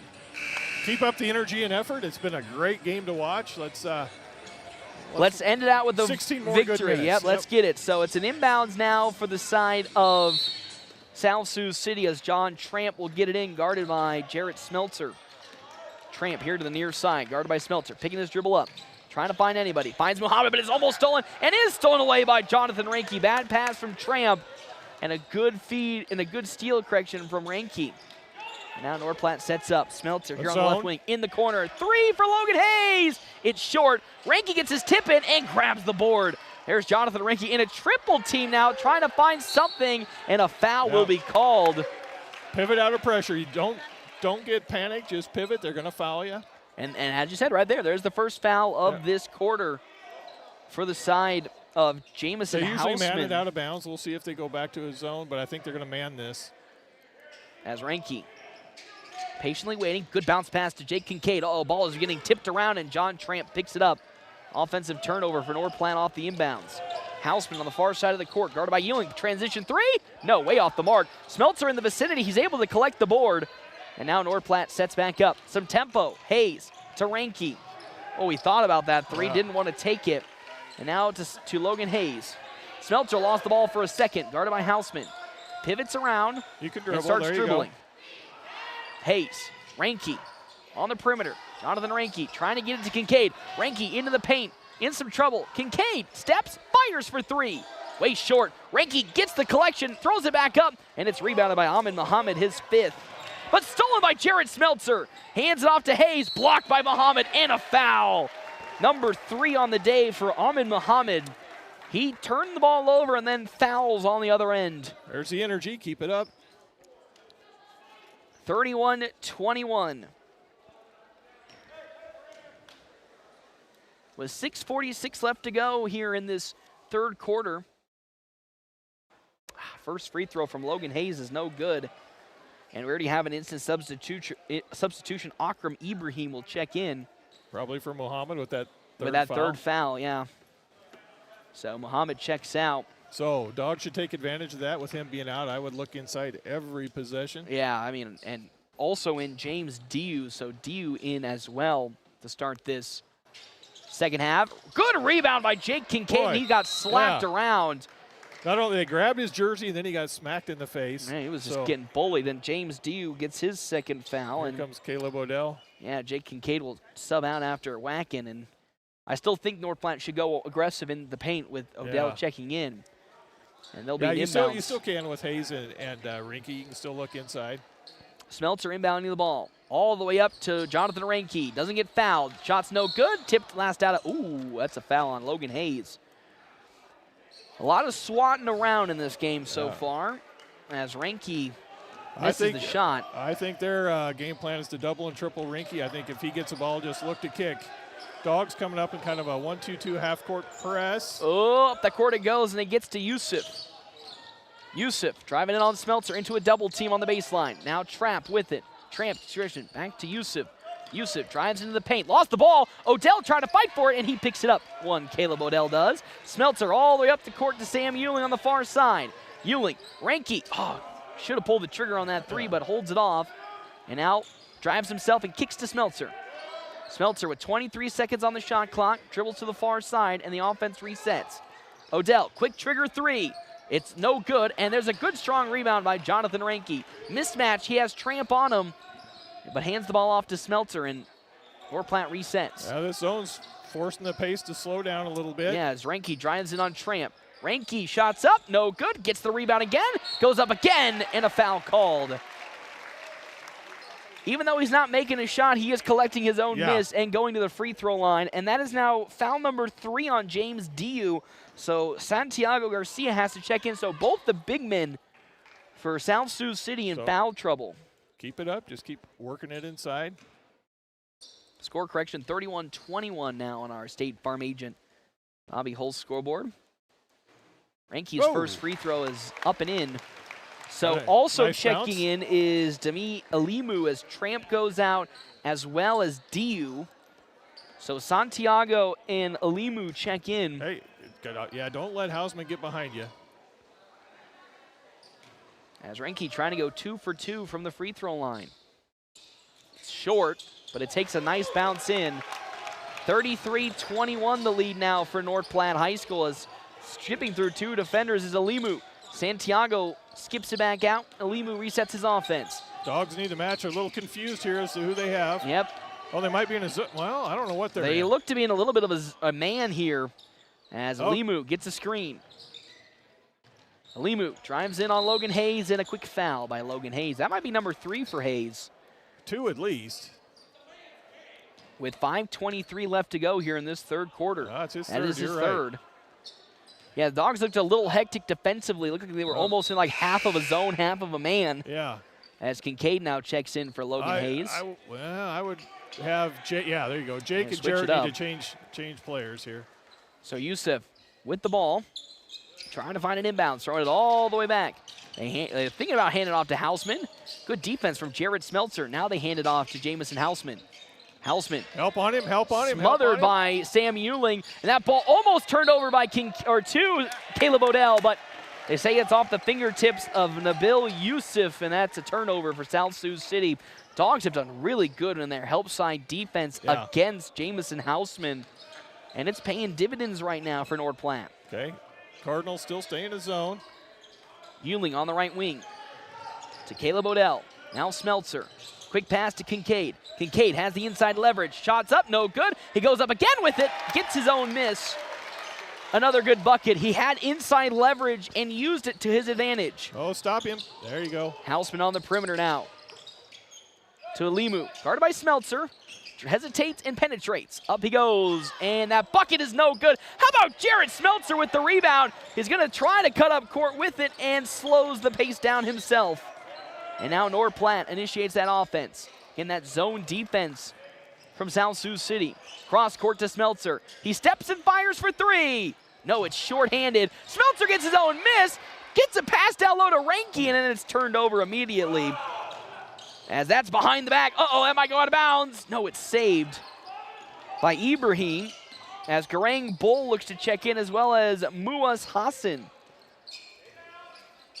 3 on the way. No good. Smeltzer trying to get the rebound, but it's picked up by Akram Ibrahim. Houseman with 30 seconds on the shot clock, 3:53 left to go in this third quarter. Guarded by Sam You're ready Ewing. to help him, help him, help him, help him. And there's a baseline fire from Houseman. That's no good. Strong rebound by Ewing. And now North Platte throws it up to Caleb Odell on the far sideline. Back to Smeltzer. Cross-court pass, Ewing, Kincaid. He'll fire a three. No, it's shorthanded. Rebounded by Sam Ewing, but he lost the ball. And now a one-on-two fast break for Jamison Houseman to Yusuf. And a wide open man. That's going to be a drive in from Alimu. No good. And Caleb Odell with the rebound. Quick pace. Here comes Jonathan Ranke and a travel against Ranke. Okay. As he tried to go behind the back on a cutting in Jamison Houseman. So Alimu checks out as well as Nabil Yusuf. Checking in comes Garang Bull and Muas Hassan. 35-21 on our State Farm agent Bobby Hull scoreboard. Weak side, get ready to help. Reed O'Brien now the dog to check in. On the baseline, there's Ibrahim. He fades, and it is way short. Ranke with the rebound. He might be almost at a double-double. Ranke to Kincaid. Cross-court pass now to Ewing. Odell, he might think about that three. He should think about that three. But he passes instead to Ewing, to Smeltzer. Into the free throw line to Kincaid, or to Ranke. Ranke with a power and another foul. I mean, he was taking it into three men and draws a foul, and exactly what he's been doing all game today. That foul goes against Santiago Garcia, his second, another big man almost in foul trouble. Ranke was perfect from the free throw line last time out. Oh my gosh, I mean, you couldn't have asked for that to teeter on the edge more. That's three in a row. He's played the front of the rim. I was going to say. As checking out comes Akram Ibrahim. Kincaid checks out, and Reed O'Brien checks in. And that time, the first time in his 3 free throws, it was not at the front of the rim. It's now 37-21. Garang Bull with it, drives on Smeltzer on the baseline. Stolen away by Jonathan Ranke. Ranke with some speed, guarded by Santiago, and a foul with an and one! Jonathan Ranke, have yourself a day, and that's foul number 3 on Santiago Garcia. So Muhammad, as well as DU and Garcia have 3 fouls. Have yourself a day, kid. He's got to be close to 20, right? With how he's been playing right now. And he makes it. How much Jeff Smeltzer does he have? As into the corner they go to Houseman's quick trigger 3. Bang.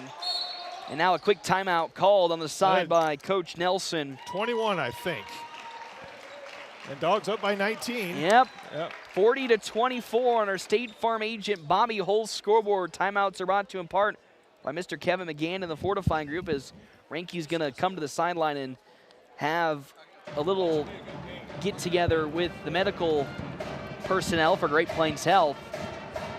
Have a little bit of a bloody nose, so he's going to have to expel that one. But with 2:21 left to go, a 40-24 lead. Point. They didn't quite have that 3. No, if they didn't have that 3, it'd be 19. But man, the Dogs are just firing all cylinders. And honestly, it really has been a lot of Jonathan Ranke getting some good looks, but I think every Dog today has been playing really, really well. I think that's what makes this game so good, is it's not just Jonathan Ranke. I think everyone is playing a crucial part in how this lead has expanded to this point. It's been a well-played game.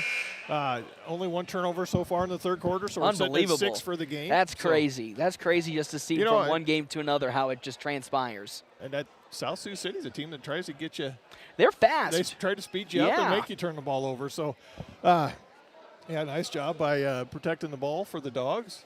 Okay, we are going back big. So DU and Muhammad check back in, both with their 3 fouls. Again, Houseman made that quick 3, and they're going straight to a full-court press, South Sioux City is. So it's John Tramp who's checked in, Nabil Yusuf, Houseman, DU, as well as Muhammad, as Jonathan Ranke jogging his way back onto the court. Again, following, of course, having to plug his nose up just a little bit. Smeltzer with the inbounds. Back to Ranke. Quick pass, and the Dogs already break down that full-court press. Reed O'Brien into the left corner. Picking his dribble up. In some danger, needs help. Bounce pass to Ranke. Ranke in a double team. Smeltzer now thought about driving, but slows the offense down and hands it off to Caleb Odell. To Jonathan Ranke on the perimeter. Going to a man defense. Ranke driving down on Muhammad. Ranke pivoting, blocked by Muhammad. Picks up the rebound. Good backdoor feed to Smeltzer. Yes! Man, Jonathan Ranke with a beautiful feed to Jarrett Smeltzer and an even better cut on the back door from Smeltzer. And now it's 42-24 on our State Farm agent. Bobby Hull's scoreboard with 1:38 left to go. Dogs in that man-to-man defense. Muhammad at the free throw line. Drives on Ranke. Up for the shot, and it's in. I mean, when Muhammad gets a good look, man, he does execute. He's got 8 points. Smeltzer in a corner, trying not to get trapped. Cross courts now to Odell. Reed O'Brien now slowing the pace down. Good job. Just beat passes the press, to Jared take your time. Smeltzer. And the offense can reset. Thought about getting it to you. Get it inside. Man, Odell is wide open for three, baby. Ho, ho, ho. I know you wanted it to go inside, but Caleb Odell with there's a wide open mismatch. three. If Mohammed was out on Smeltzer, a big had to have a guard on him. But nice three. I'm going to say Caleb Odell with a beautiful, beautiful three. Muhammad into the paint and a travel? Travel? Foul on the floor. I thought he might have traveled there just for a second, Muhammad did. That's against Ranke, and Brecken Korko looks to be checking in. Will they give time? They will give it to Sam Ewing. Okay, Brecken will be on Houseman. Korko is a great defender. That's a good switch. Yeah, that's a very good switch. Is on the far side. Oh boy, Yusuf almost lost the basketball. He drives baseline on O'Brien. Now back to Houseman. He'll pull up for three. No. Good box out, but it's Diu. And a foul against Korko. I think Dogs need to match up here. I think they were confused as to who had Houseman. I think Dio also got a little bit away with the shove on the rebound against Korko. There we go. Everything's straightened out. No harm done. Harper Whitney now looking to sub in. Who does he check in for? He'll check in for Reed O'Brien with 45.2 seconds left to go on our State Farm agent. Watch the inbound to Muhammad. Whole scoreboard. Yep. Good read. And now Houseman. He'll pull up for three. In the corner. Wow, it just goes in and out. Another strong rebound for Jonathan Ranke. Houseman, man, has had some open looks, but unfortunately has not been able to hit it. As Harper Whitney almost lost his eyes on the ball. Bounce pass to Korko in a double team. Korko short, and it's rebounded by John Tramp. Now all the way up to Muhammad, but it goes over and it goes out of bounds. Good headsy play by Ranke. If he tried to catch that, there's a chance of fumbling down. Or getting trapped in the corner by Ahmed Muhammad. And just like that, South Sioux City back into their trap. Full court press defense. With 23 seconds left to go here in this third quarter. Bad feed from Smeltzer to Trap. And now Muhammad with it. Drives in, hop-stepping, and wow, a foul? He fouled him at about the, okay. Is that against, wow, okay, that is quite an interesting. Don't question the foul, but I don't think that was on the shot. No, I think it was on the floor, and there's Jimmy Pack having a conversation with the official as Sam Ewing immediately will check back in, I think, for Smeltzer with 17.9 after seconds. That turnover. As Muhammad will make the free throw. That's now 9 points for Ahmed Muhammad. And, checking out. There goes Jarrett Smeltzer. 17.9 seconds. Again, that was probably the first bad turnover the Dogs have had all day today. Ranke gets it to Ewing. Ewing gets it up to Harper Whitney. Cross court to Caleb Odell. Odell to Korko. Korko in some trouble. Don't turn it over. Don't. And a big three shot from Ranke. How about Korko with the rebound and misses it? Ranke trying to fight for it on the floor. Whitney, now Korko. It gets a shot up as time expires, but it's short. Good, man. Brecken Korko and the Dogs trying to hound for that rebound as time expires, and we will go now into the fourth quarter. A 45-29 lead for North Platte. We come back to the Doghouse on FM 98.1, AM 1410, and live streaming on our Cedar Room live stream at NorthPlattePost.com.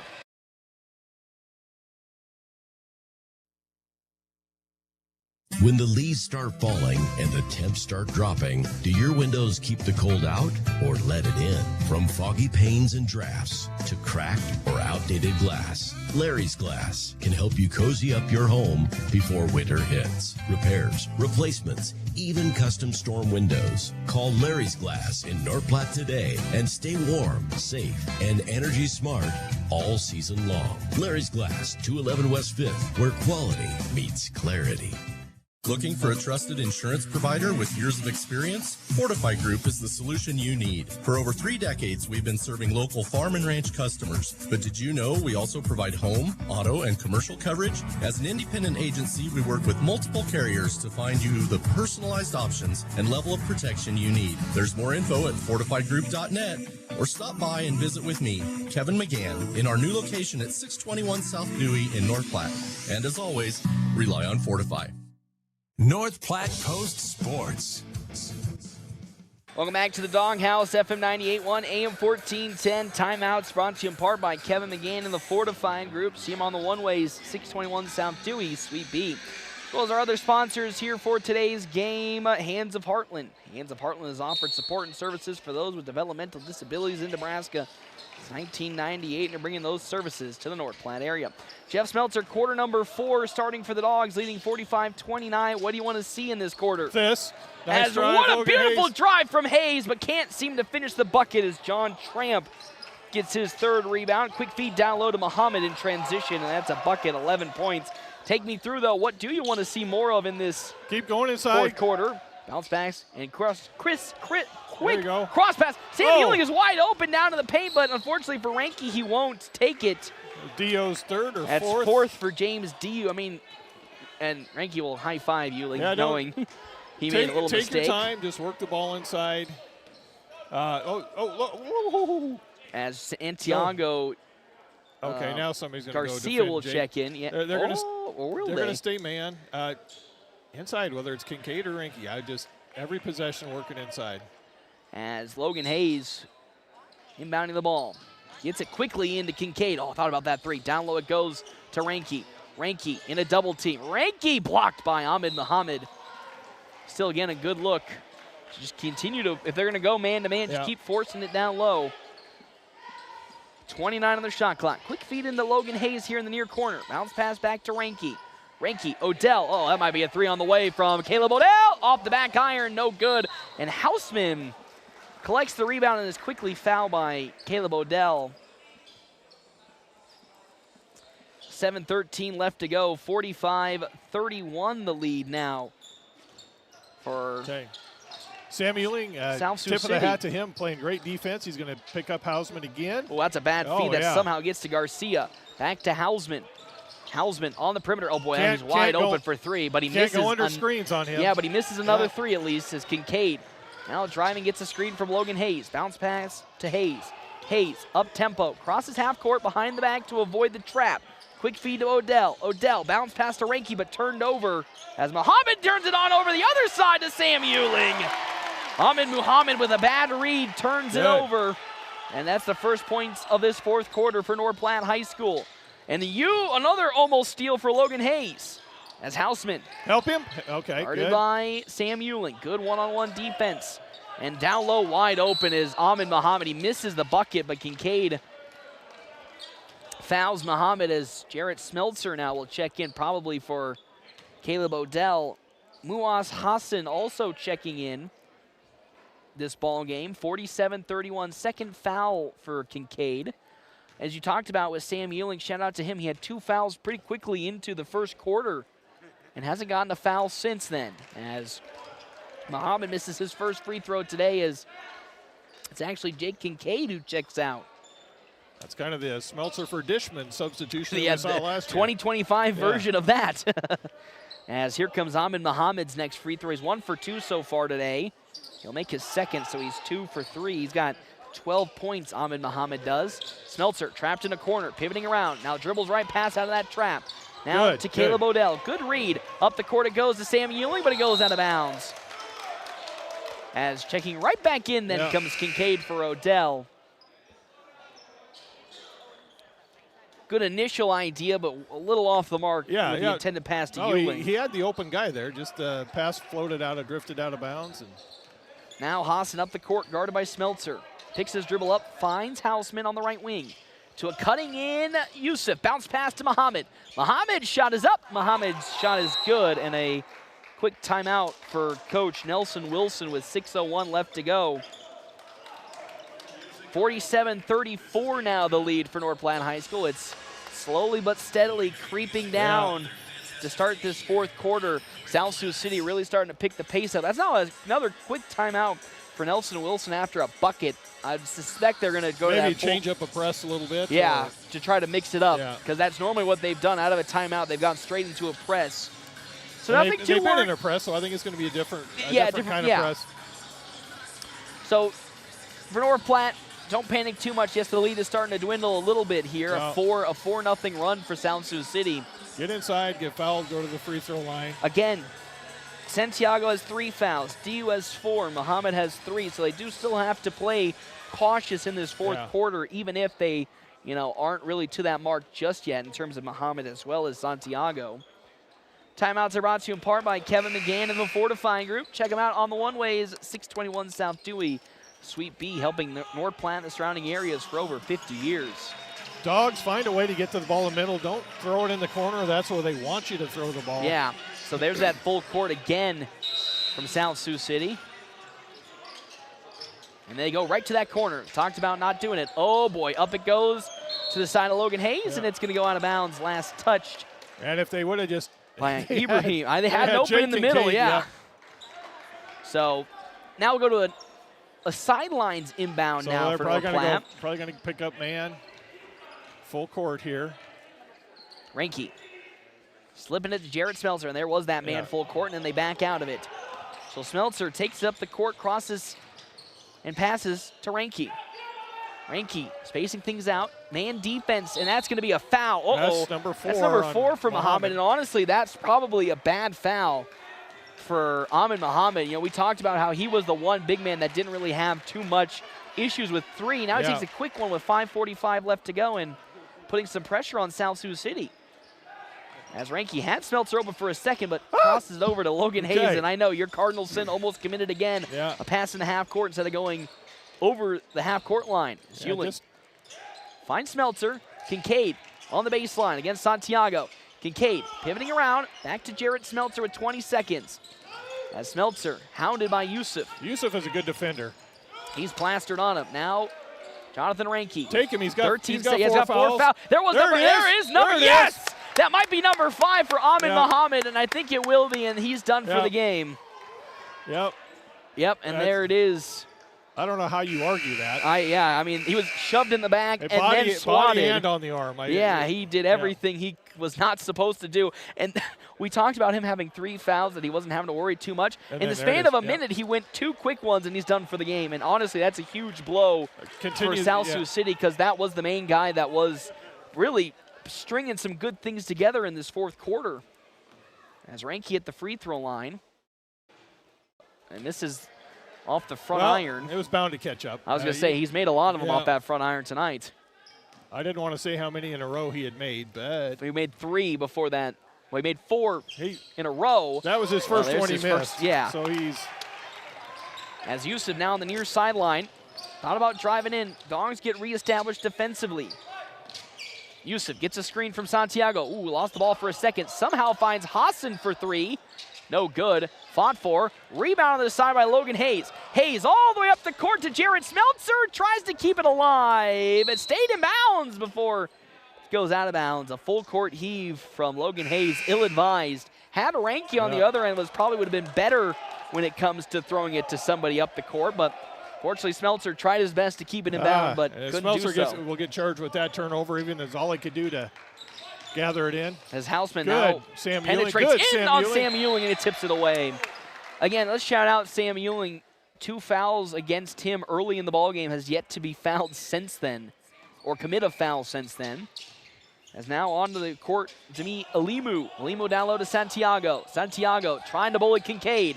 Ball goes in and out of the rim, rebounded by Smeltzer. Smeltzer with tempo, going to cross court it to the near side to Yuling. Good idea. And now North Platte slows it down to get reset. Bounce pass to Reinke.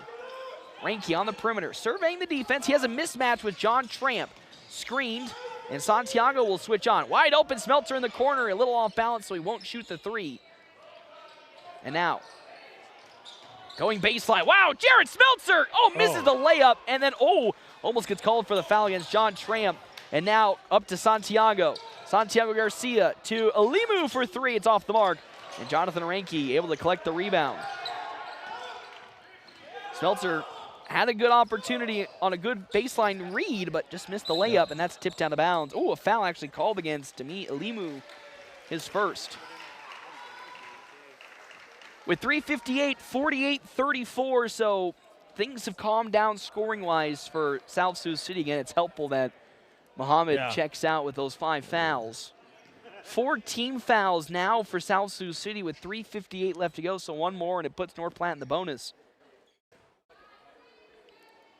As Logan Hayes inbounding the basketball. Good bounce pass to Sam Ewing. Ewing, top of the key. Now, how about a Smeltzer 3? Oh, short. Tried to follow through and get the rebound.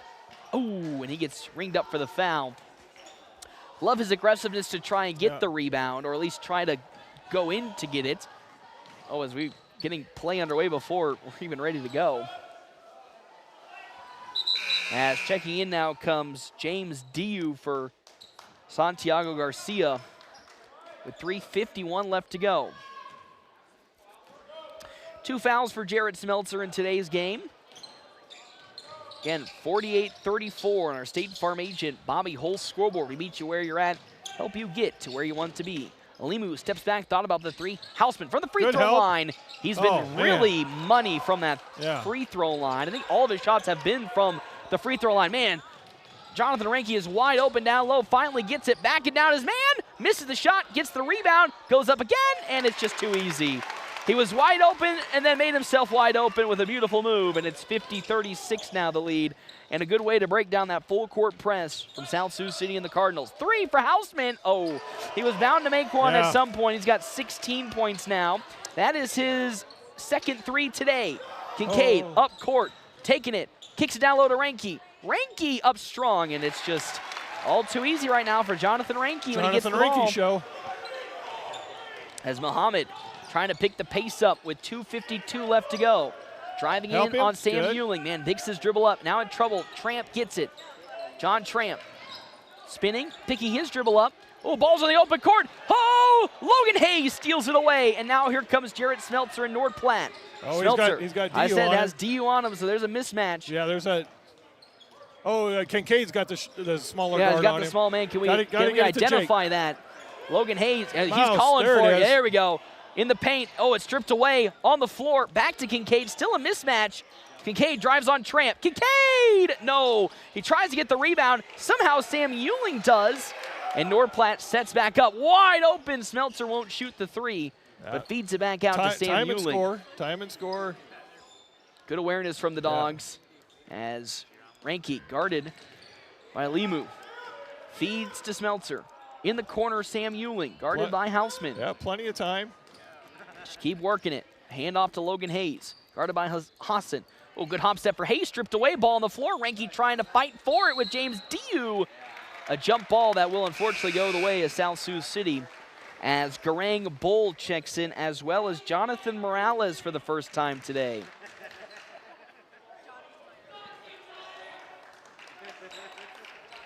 North Platte will get possession back with 1:46 though, as a 52-39 lead up the court comes Jamison Houseman. Houseman hounded by Sam Ewing, can't find anything on the perimeter. Now getting a screen, almost stolen by Jarrett Smeltzer. Smeltzer lost his man for a second, but gets reconnected. A double team on the baseline. Houseman, ball's in the open court, picked up by Jake Kincaid. Kincaid up to Jonathan Ranke. Ranke spinning, Ranke! Oh man. Jonathan Ranke having a career night right now. 54-39, the lead for North Platte High School. As Garang Bull at the free throw line to Morales. Morales spinning, Morales picking his dribble up. That's tipped away by Jake Kincaid. Ball's on the floor, picked up by Diu, and it somehow gets to Hassan. Hassan down low to Garang Bull. Bull, up he goes, and I think Jimmy Pack was calling for a travel as James Diu was sliding with the basketball. Uh-oh, that might be a turnover and a foul by Logan Hayes. I think, again, Jimmy Pack, he collided with him trying to go with the ball. But Jimmy Pack was calling for James Diu with a travel as he was sliding with the ball. As Caleb Odell checks in with 51 seconds left to go in this ball game. And inbounds for Garang. Garang Bull to Houseman. He pulls up a quick 3. Nope, no good. And it's a strong rebound by Jonathan Ranke, who's still fighting for that ball. And jump ball we'll get should a be jump Dogs. ball. Yep, Dogs ball. With 44.3 seconds, we're going to see maybe somebody. Yep, we'll see Reed O'Brien now check in. So won't see the deep bench in this game, but we'll see Reed O'Brien check in with 44 seconds left to go. Hayes trying to find an opening. Over the middle now to Reed O'Brien. Pivots, bounce passes off the knees of Logan Hayes, and now into the open court. Here comes James Diu. Diu into the court to Houseman for three. No good again. Garang Bull with the rebound over Caleb Odell, and he gets the easy bucket. 7 points for Garang Bull. 54-36 as Odell now cross courts it to Ewing. Ewing up the court now to O'Brien, and the Dogs will slow it down with 19 seconds into the corner to Logan Hayes. Hayes back over here to Reed O'Brien, stolen away by James Diu. Diu with 10 seconds, lost the ball, and now passes back to Garang Bull. To Diu on the baseline, guarded by O'Brien. Shot is up, and shot is in. 4 points for James Diu, and that's how this game comes to an end. Unfortunately for North Platte, oh, I'm down a lot of shots. Hold up, sorry. 54-45. Not the cleanest of endings of this game for North Platte, as it cuts into single digits when the lead was close to 15. But holistically, a strong 54-45 victory, and North Platte is now 1-1 on the season. Yeah, you take a victory any way you can find it. Ugly wins are the same as a pretty win. Yep. So, shout out. If we had a player of the game, it no doubt be Jonathan Ranke. He has to have been close to a double-double. Oh, yes. He must have been close to 30 points, though. I know you're going to be compiling your stats, but just the way he, ripped through this defense that was South Sioux City, especially at the end when Ahmed Muhammad was off the court with his 5 fouls. He had to have been close to 30 points. It definitely was a career day for Jonathan Ranke. 28. Oh, almost had his 30, but yes, a double-double, second double-double of today. Of course, as you all know, that Nora Worrell had a double-double in the first game, and now Jonathan Ranke with a double-double as well. 16 rebounds, so definitely well into the double-double. I was going to say, what's the rebounding record for North Platte? I don't know. In a single game. That sounds like a lot. 16 is quite a lot for Jonathan Ranke, but North Platte with a 54-45 victory over South Sioux City. They're now 1-1 on the season. I was going to say, shout out, what a great Papa. Papa Ranke's over here. Father Jeremy, right? Smiling as big as he can smile. We're talking about you. We're talking about the smiles as he has after what a great performance by his son, Johnny. We'll step aside, though, and take a break. When we come back, it is our Quick Stop post-game show on FM 98.1 and AM 1410. Experience the beauty of downtown North Platte and enjoy lunch or dinner at the Cedar Room. The Cedar Room is an unparalleled restaurant experience with this unique atmosphere where modern meets rustic. Enjoy a handcrafted cocktail made with the freshest ingredients by a master mixologist while dining from their delicious American fusion cuisine menu. Make a reservation by calling 308-532-4825 or reserve online at thecedarroomne.com. The Cedar Room, 505 North Dewey in beautiful downtown North Platte.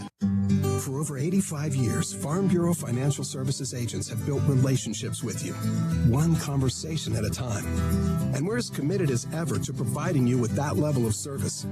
As part of your community, we're here for you, answering insurance questions and helping make sure your financial goals are on track. In North Platte, visit Jay Engel at fbfs.com/find-and-agent. Farm Bureau Financial Services.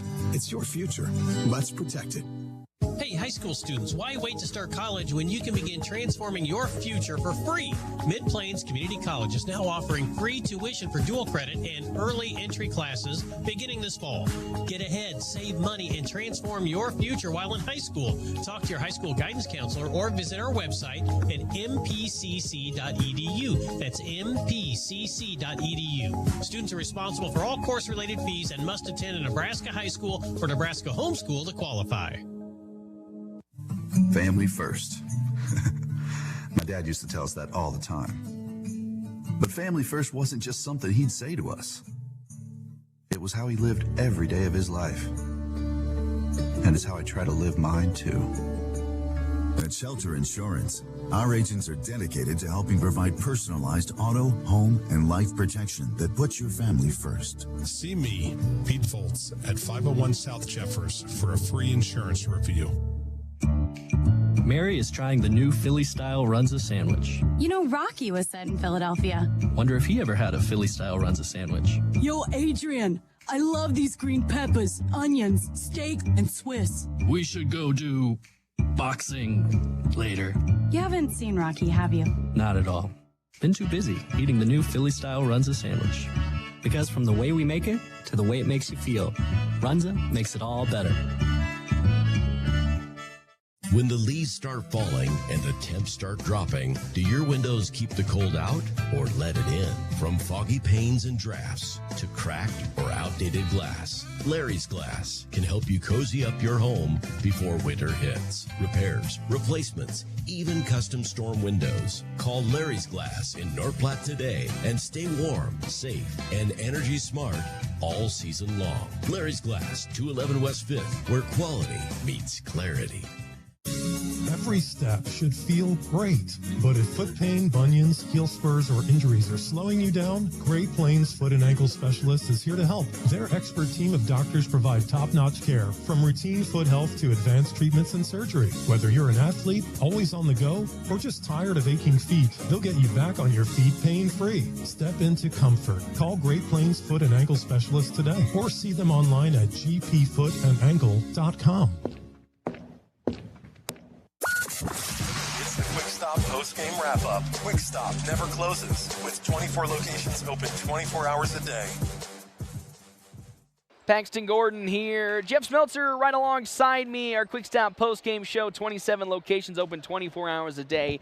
Quick Stop always open right around the corner. A dominant victory for North Platte High School, 54-45. I know it got close in the end, but honestly, that, again, score does not just represent how big of a victory this was for North Platte in terms of its overall, margin of victory, because it, for most of this game, hovered around 15 to 20 points, the North Platte lead. Yeah, kind of got a little careless there at the end, had a couple turnovers. They had a couple cheap baskets off of that press to, I think they went to on get it into single digits. I think they went a 6-0 run in that last minute of just, of basketball when North Platte was trying to get out of their full court press, or try to get out of that full court press from the side of South Sioux City. But holistically, this was a really dominant victory for North Platte, and I think a real feel-good victory, because yes, the talk of this game is going to be Jonathan Ranke, who had a fantastic performance today with 28 points. But the cogs in this game, in terms of how they provided with a victory, is super big, and I think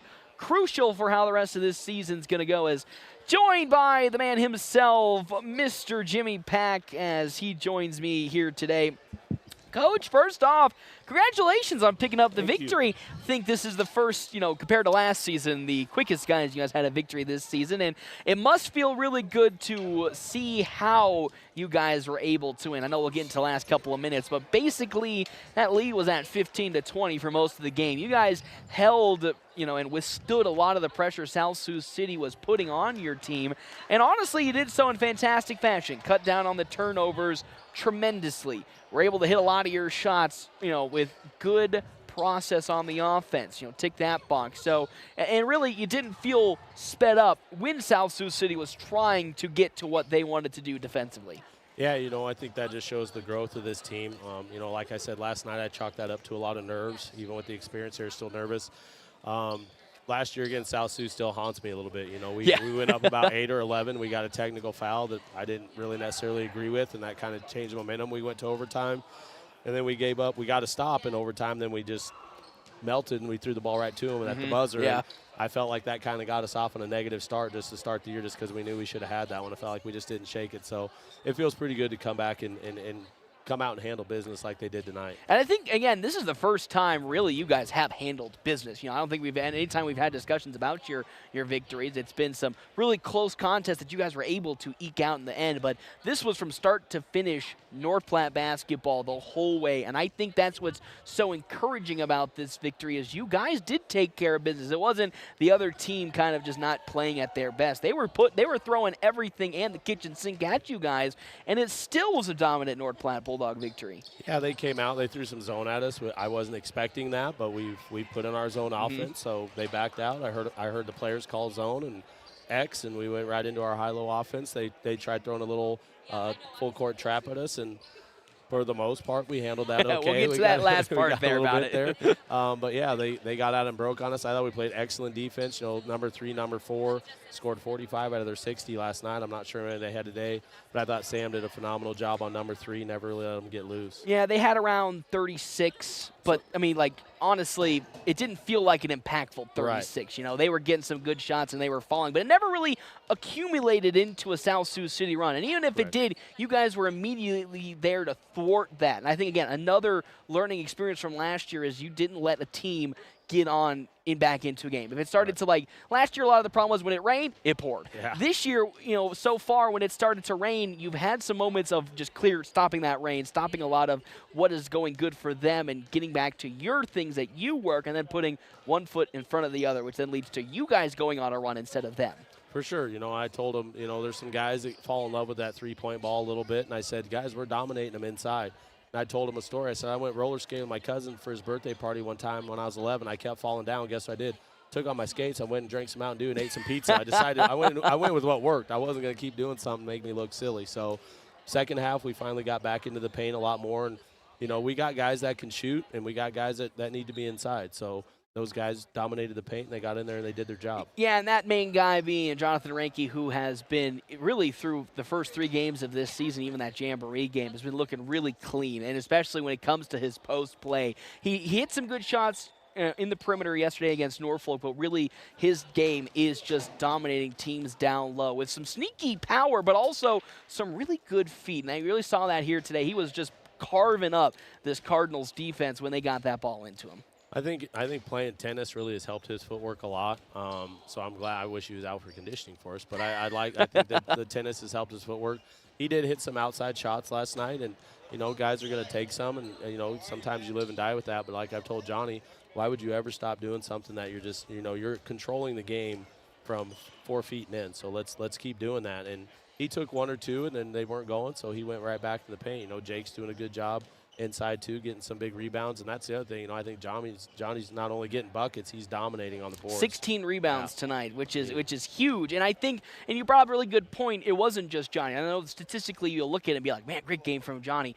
The way that this offense and the players around this team played today, that's what made this such a dominant victory. Yes, Johnny got his points, but it was how he was able to get set up to make those points work. The team really pacing, finding some good spacing. As you said, breaking down that zone defense that was thrown on to you by South Sioux City, going through that press, full court defense that they threw on you as well throughout the entire game. Just the way the team as a whole was able to handle what was given to you, it then led to Johnny having a good night, and then of course it'll come the same way when other games come about, because not every game Johnny's going to have a great game. Maybe if you guys continue to run the way that you are, it'll be Smelter, and because he had some open shots, Odell had some open shots, Sam Ewing had. There were so many things that could have gone your way, and yes, it fell in Johnny's way, but as a team, I thought they played the right way, and the team as a whole was rewarded for the right play. Right, and that's, we talked to him the other day and said it's not always the best player on the team doesn't necessarily mean it's the guy with the most points and the most stats. The best players on the team, can we put you in any situation, and can we trust you? And we have a lot of guys that, we can put in there. And, Reed is a great example. Yeah. Reed had almost no varsity minutes in 2 games. He's getting in there. He might not be he got a bucket tonight, but that's not necessarily what we need him to do. We need him to play solid defense, move the ball, set screens. And those are the things that are going to keep getting guys like that playing time. And the other guys that invest in that, those are the guys that we can't have off the floor. Sam Ewing's another great example. He'll get a shot when it's there.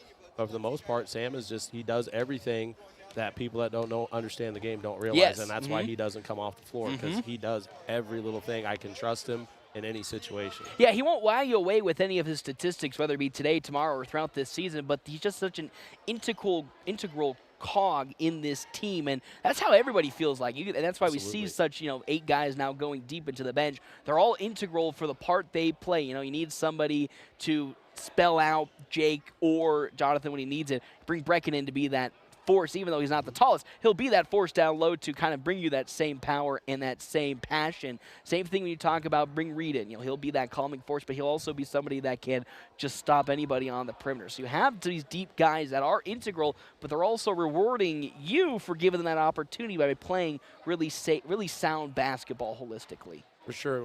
We tell them before every game, you never know when your opportunity is going to come. We still haven't quite figured out our rotation yet. We kind of got our starters down. We know KO is going to be the sixth guy off the bench and hopefully come in and hit some shots.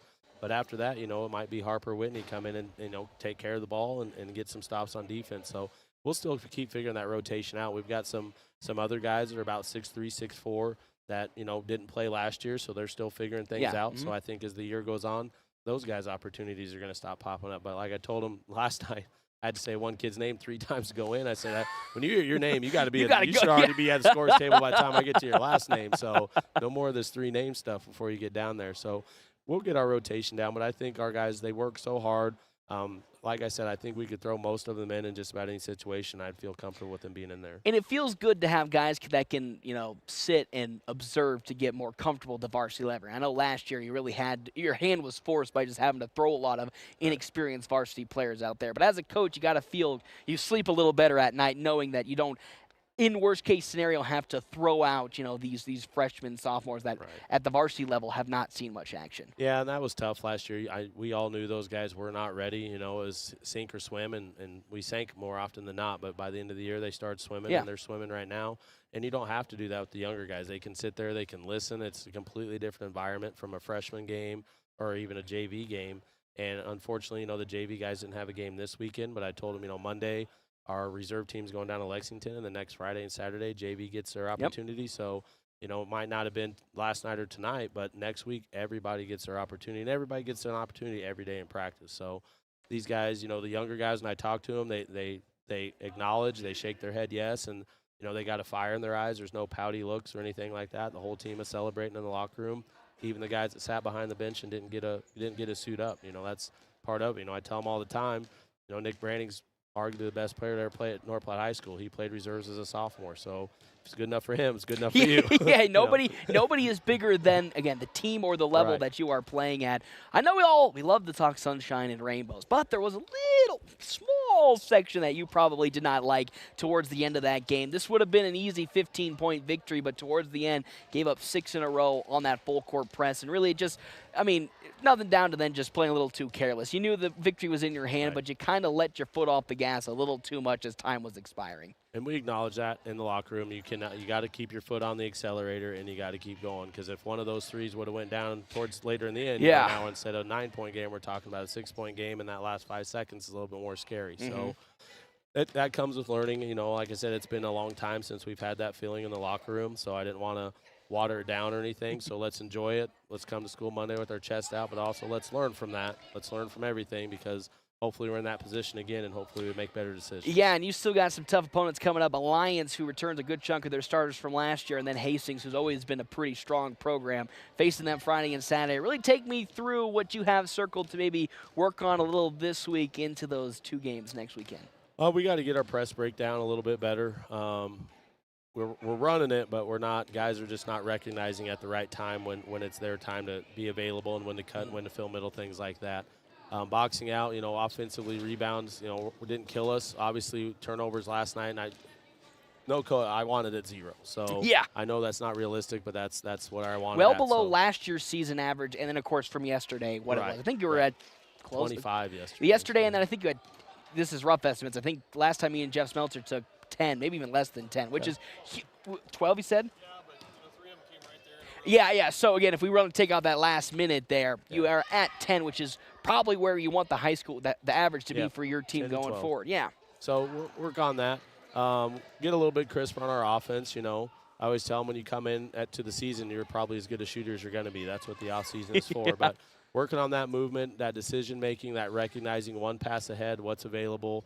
We're 3 weeks of practice under our belt, so it's just, like I keep saying, it's a marathon, and we just keep putting a little bit more on this wall every day, and hopefully we build a very strong foundation. Coach, as always, thank you so much for stopping on by. We'll see you next week when you take on Alliance head coach Jimmy Pack here on La Casa del Rio's coaches interview from sizzling spices to their legendary mole gravy. La Casa del Rio is the place where tradition is served with every bite. Bring your family, taste the flavors of Mexico, and be a part of the story at La Casa del Rio's 1911 East 4th, open Tuesday through Saturday. Jeff Smeltzer, we can finally go to La Casa del Rio's now that this game is over. I know during the football season we unfortunately could not because they were closed when the game ends. But that's now why we like those matinee games. I know.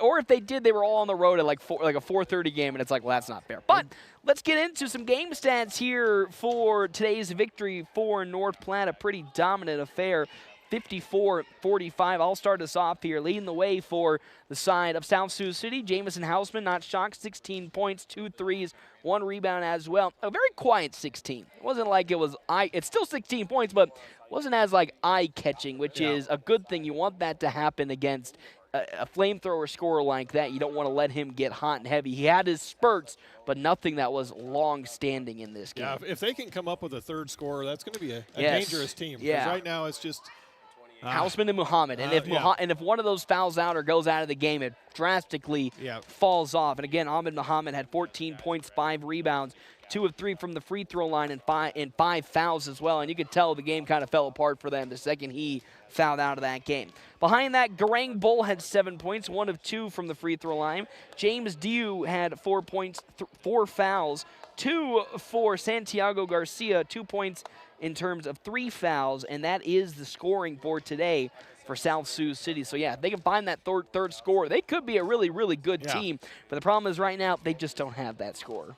Yeah, and it's a long season ahead. They might come up with that. They should come up with that. But right now they just have that two-headed monster. Last night they combined for 46, and tonight they combined for close to 36. 36, 16 and 14. So 30. So 30 points in general, which is still really good, for them. But for North Platte, they were just that one step better. Take it through, Jeff Smeltzer. What we got statistically today? For a team, field goal-wise, we shot 34%, cooled off in the second half. From the three-point line, we were 19%, just 3 for 16. Free throws, 65%, 11 to 17. Individually, Logan Hayes, 4 points, 3 rebounds, 2 steals, and that could have been so much more. I mean, he missed a couple of bunnies he wished he had back throughout this game, but it's still a really good performance for him. He attempted 1 3-pointer. Everything else was right in the paint, right where you want him taking the shots, just not going down right now. But he will. I mean, I think he's going to look really, really good. He's just a fraction of an inch off from a lot of those shots falling in. Yep. So close. Sam Euling, great defense tonight on Hausman. Really took him out of the game when he was in on him. Yeah, that doesn't show up in the stat sheet, but Sam Euling, awesome defense. 3 points, 3 rebounds, 3 steals. Jake Kincaid, 6 points, 7 rebounds, 2 blocks, and 4 steals. He looked also really good defensively. Again, just like with Logan Hayes, he had a couple that, should have gone in and just took a nasty bounce, so his point total will go up. But he also looked really good in the defense compared to yesterday. And of course, that was a tougher matchup with Aiden Placencia. We won't say that, but we will say that. But I thought when he didn't have to worry about, fouls every 2 seconds, he looked really good down there. Yep. Jared Smeltzer, 5 points, 5 rebounds, a steal, and an assist. Again, same thing with him. He had plenty of opportunities to have some buckets fall, but they took nasty bounces off. So, really, again, this game could have been even bigger of a blowout. Yeah. It'll come. Just, still his first week into the season. I know, shockingly. Yeah. But also, shout out to your son. Really took care of the ball better this game than he did last game against Norfolk. One of his turnovers was the long baseball pass that he tiptoed the sideline. That really should not have been on him, So you take that out, and that was a great performance for him. A couple bad passes. I only had him down for 3 turnovers, and the one was a tiptoe out of bounds. Yeah. Jonathan Rinke, wow, what a night. Gosh. 28 points, 16 rebounds, 2 assists, and 4 steals. Crazy. Absolutely crazy night, career night for Jonathan Rinke, and really the focal point of what this team is going to do really well with. He is right now their best player, and I think might be their best player for the whole season. So if he can continue to provide like that, honestly, that opens up way more for the rest of this team to continue to shine. If he can continue to find game after game, not 28 points, but a good steady stream of points production. Well, I had a little insight. Jared came home and he goes, Dad, I think Jonathan's going to be the best post player North Platte has had in a long, long time. Do you think better than Carter? And the question is, do you think he'll be better than Carter Kelly? Now, granted, Carter Kelly was frustrating just because we wanted him to play in the post more, than he played because he was a floater. Carter Kelly loved to float to the perimeter, but in terms of the way he operates in the paint, I can agree. Right now, he is really looking refined down there. Only two games in, but I think he had 15 last night and 28 tonight, so that's 43. That's 21 and a half a game. That's crazy. So, huge night, Jonathan Rinke, and again, those 16 rebounds. It's been a while since we've had anybody. Coach Brandel, look this way, buddy. If there's one guy you want to play in the post for next season, well, not next season, but a couple seasons down the line, there's a guy right there for you. And to round it out, Caleb Odell, 6 points, both three-pointers. He had a rebound and a steal. He's going to shoot better. I think his percentage right now is low holistically. Yeah, it's fine. Just those are all good looks. He didn't have a bad three-point this entire weekend he's had open looks, and again, he's a guy that maybe right now it's not falling, as consistent as we know it can fall for him. But if you're opposing defense, you have to always put a body on him, even if he's statistically next week not shooting well. You have to. You have to respect it. Yeah, because he is going to heat up to a point of nuclear Jesse Mock level. And Reed O'Brien, 2 points and a steal. Brecken Corco had a rebound, had a couple nice attempts, but they didn't go in. But that's 9 that played. Great team. It's just great team basketball. I think that's the thing about it. It's great team basketball. Everybody played a crucial part in today's victory. And if one of them, I wouldn't say faltered, but if one of them slipped up, it wasn't going to look. It still actually honestly would have looked super pretty still, even if one person slipped up. And the team as a whole, I think this year looks markedly better than last year. And I know shout out Fo Woodward. Don't know how great of predictions he is. Wood. Yeah, we're almost at.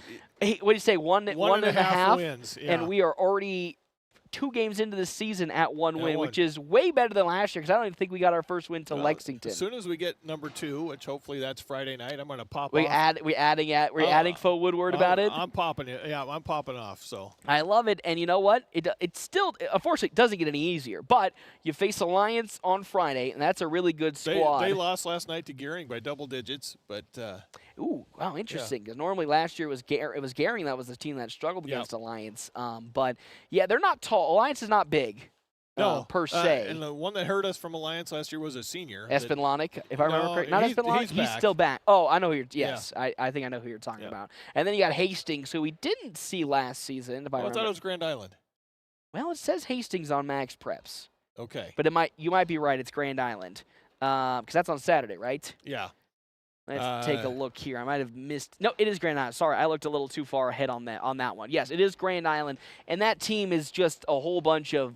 What are they? Because they were a lot of seniors last year, or Victor Fisher. Yeah, Victor Fisher moved Jr. to Louisiana. He didn't look good in that game. No. He got benched. Actually, he got benched in that game. They've got a really quick point guard. Babur Chol's also gone. He's at Central Community College. Babur Chol's gone. Grand Island's got a point guard. Is it Bernal? Yes. Yeah, who's super quick. But who's the baseball player that? Killed us all the time. Yeah. Braxton Barrientos. Oh, is he still playing? He's gone. He graduated. Thank heavens. They also had that first baseman as well that killed us all during baseball. He didn't play basketball, but they lost a couple of that good team. But, yeah, this Grand Island team is going to be a little bit of an unknown. Yeah, if we're going to get them, and this might be the time to do it. They do have a 6'7" kid listed on the roster, but I don't remember him from before. So they're always going to have just height, just with how that community is. That community is just and such a huge population. They're the number one. And the number one enrollment in the state again. Yeah. So they're always going to have plenty of people to pick and choose from crop rise. Still makes no sense why they don't have a varsity girls basketball team. I still find questionable decisions on that one. But again, we're not the athletic directors. So I got to play who's in front of you. South Sioux City was Class A, and their girls only had 6, and they came out and played a varsity game. I was going to say, Omaha, Brian, last year we played them. They only had 7 girls, and none of them were above 5'6", and they still came out all the way to North Platte to play that game. So it still is no excuse for not having a girls varsity squad. But you got to play the team in front of you, and we'll be seeing Grand Island on Saturday and Alliance. I personally will be back in action on Monday when North Platte Community College comes back home to battle it against Hastings College JV for a second time. Knights lost yesterday by 1 point to Laramie County Community College. Trying to right the wrong tonight against Eastern Wyoming, boys and girls. Girls, Wyoming, Eastern Wyoming, really good. Knights women still trying to work their way back into a rhythm. And then I'll be in Hastings for the women's match against Hastings College JV on Tuesday. And then Jeff Smeltzer and I will be back in action on Friday versus Alliance. Battle of the Bulldogs. Yeah, it's funny. Now, we might be seeing the other Eagle employee from Alliance come on down here. Jake Schranz, the voice of the Alliance Bulldogs. We haven't talked if he will come down, but I assume he would. So it'll be great to see him. So it really will be the battle of the Bulldogs, or the battle of the Eagles, since both Eagle employees will be there you go. here. Yeah, it's the beginning of a 9-game road trip for the Bulldogs. They're not going to see. We're not going to see him for a while. We're not going to see the dog pound until I think January 16th. Yes, because you're at is that? I forgot. That is a neutral site. I forgot. Yeah. So yeah, we won't be seeing them until Lexington, all the way. Gosh, that is so long. Oh my heavens. So that's when you'll see after this Alliance game. You'll probably see us on the road. Me and Jeff Smeltzer will take our road trips out there for the Bulldogs. But we'll see you on Monday on our North Platte's Christmas station, FM 98.1, AM 1410, and live streaming on our Cedar Room live stream, NorthPlattePost.com. See you all on Monday. My name is David Merrill. I'm the head chef over here at the Cedar Room. What I hope to bring to the community is an opportunity to explore new horizons that people maybe haven't before because it was too expensive, too intimidating, too broad. And I just kind of want to bring an opportunity for people to try new things in, exciting ways that, are still small town affordable. Stop on by at the Cedar Room located here in the historic Canteen District.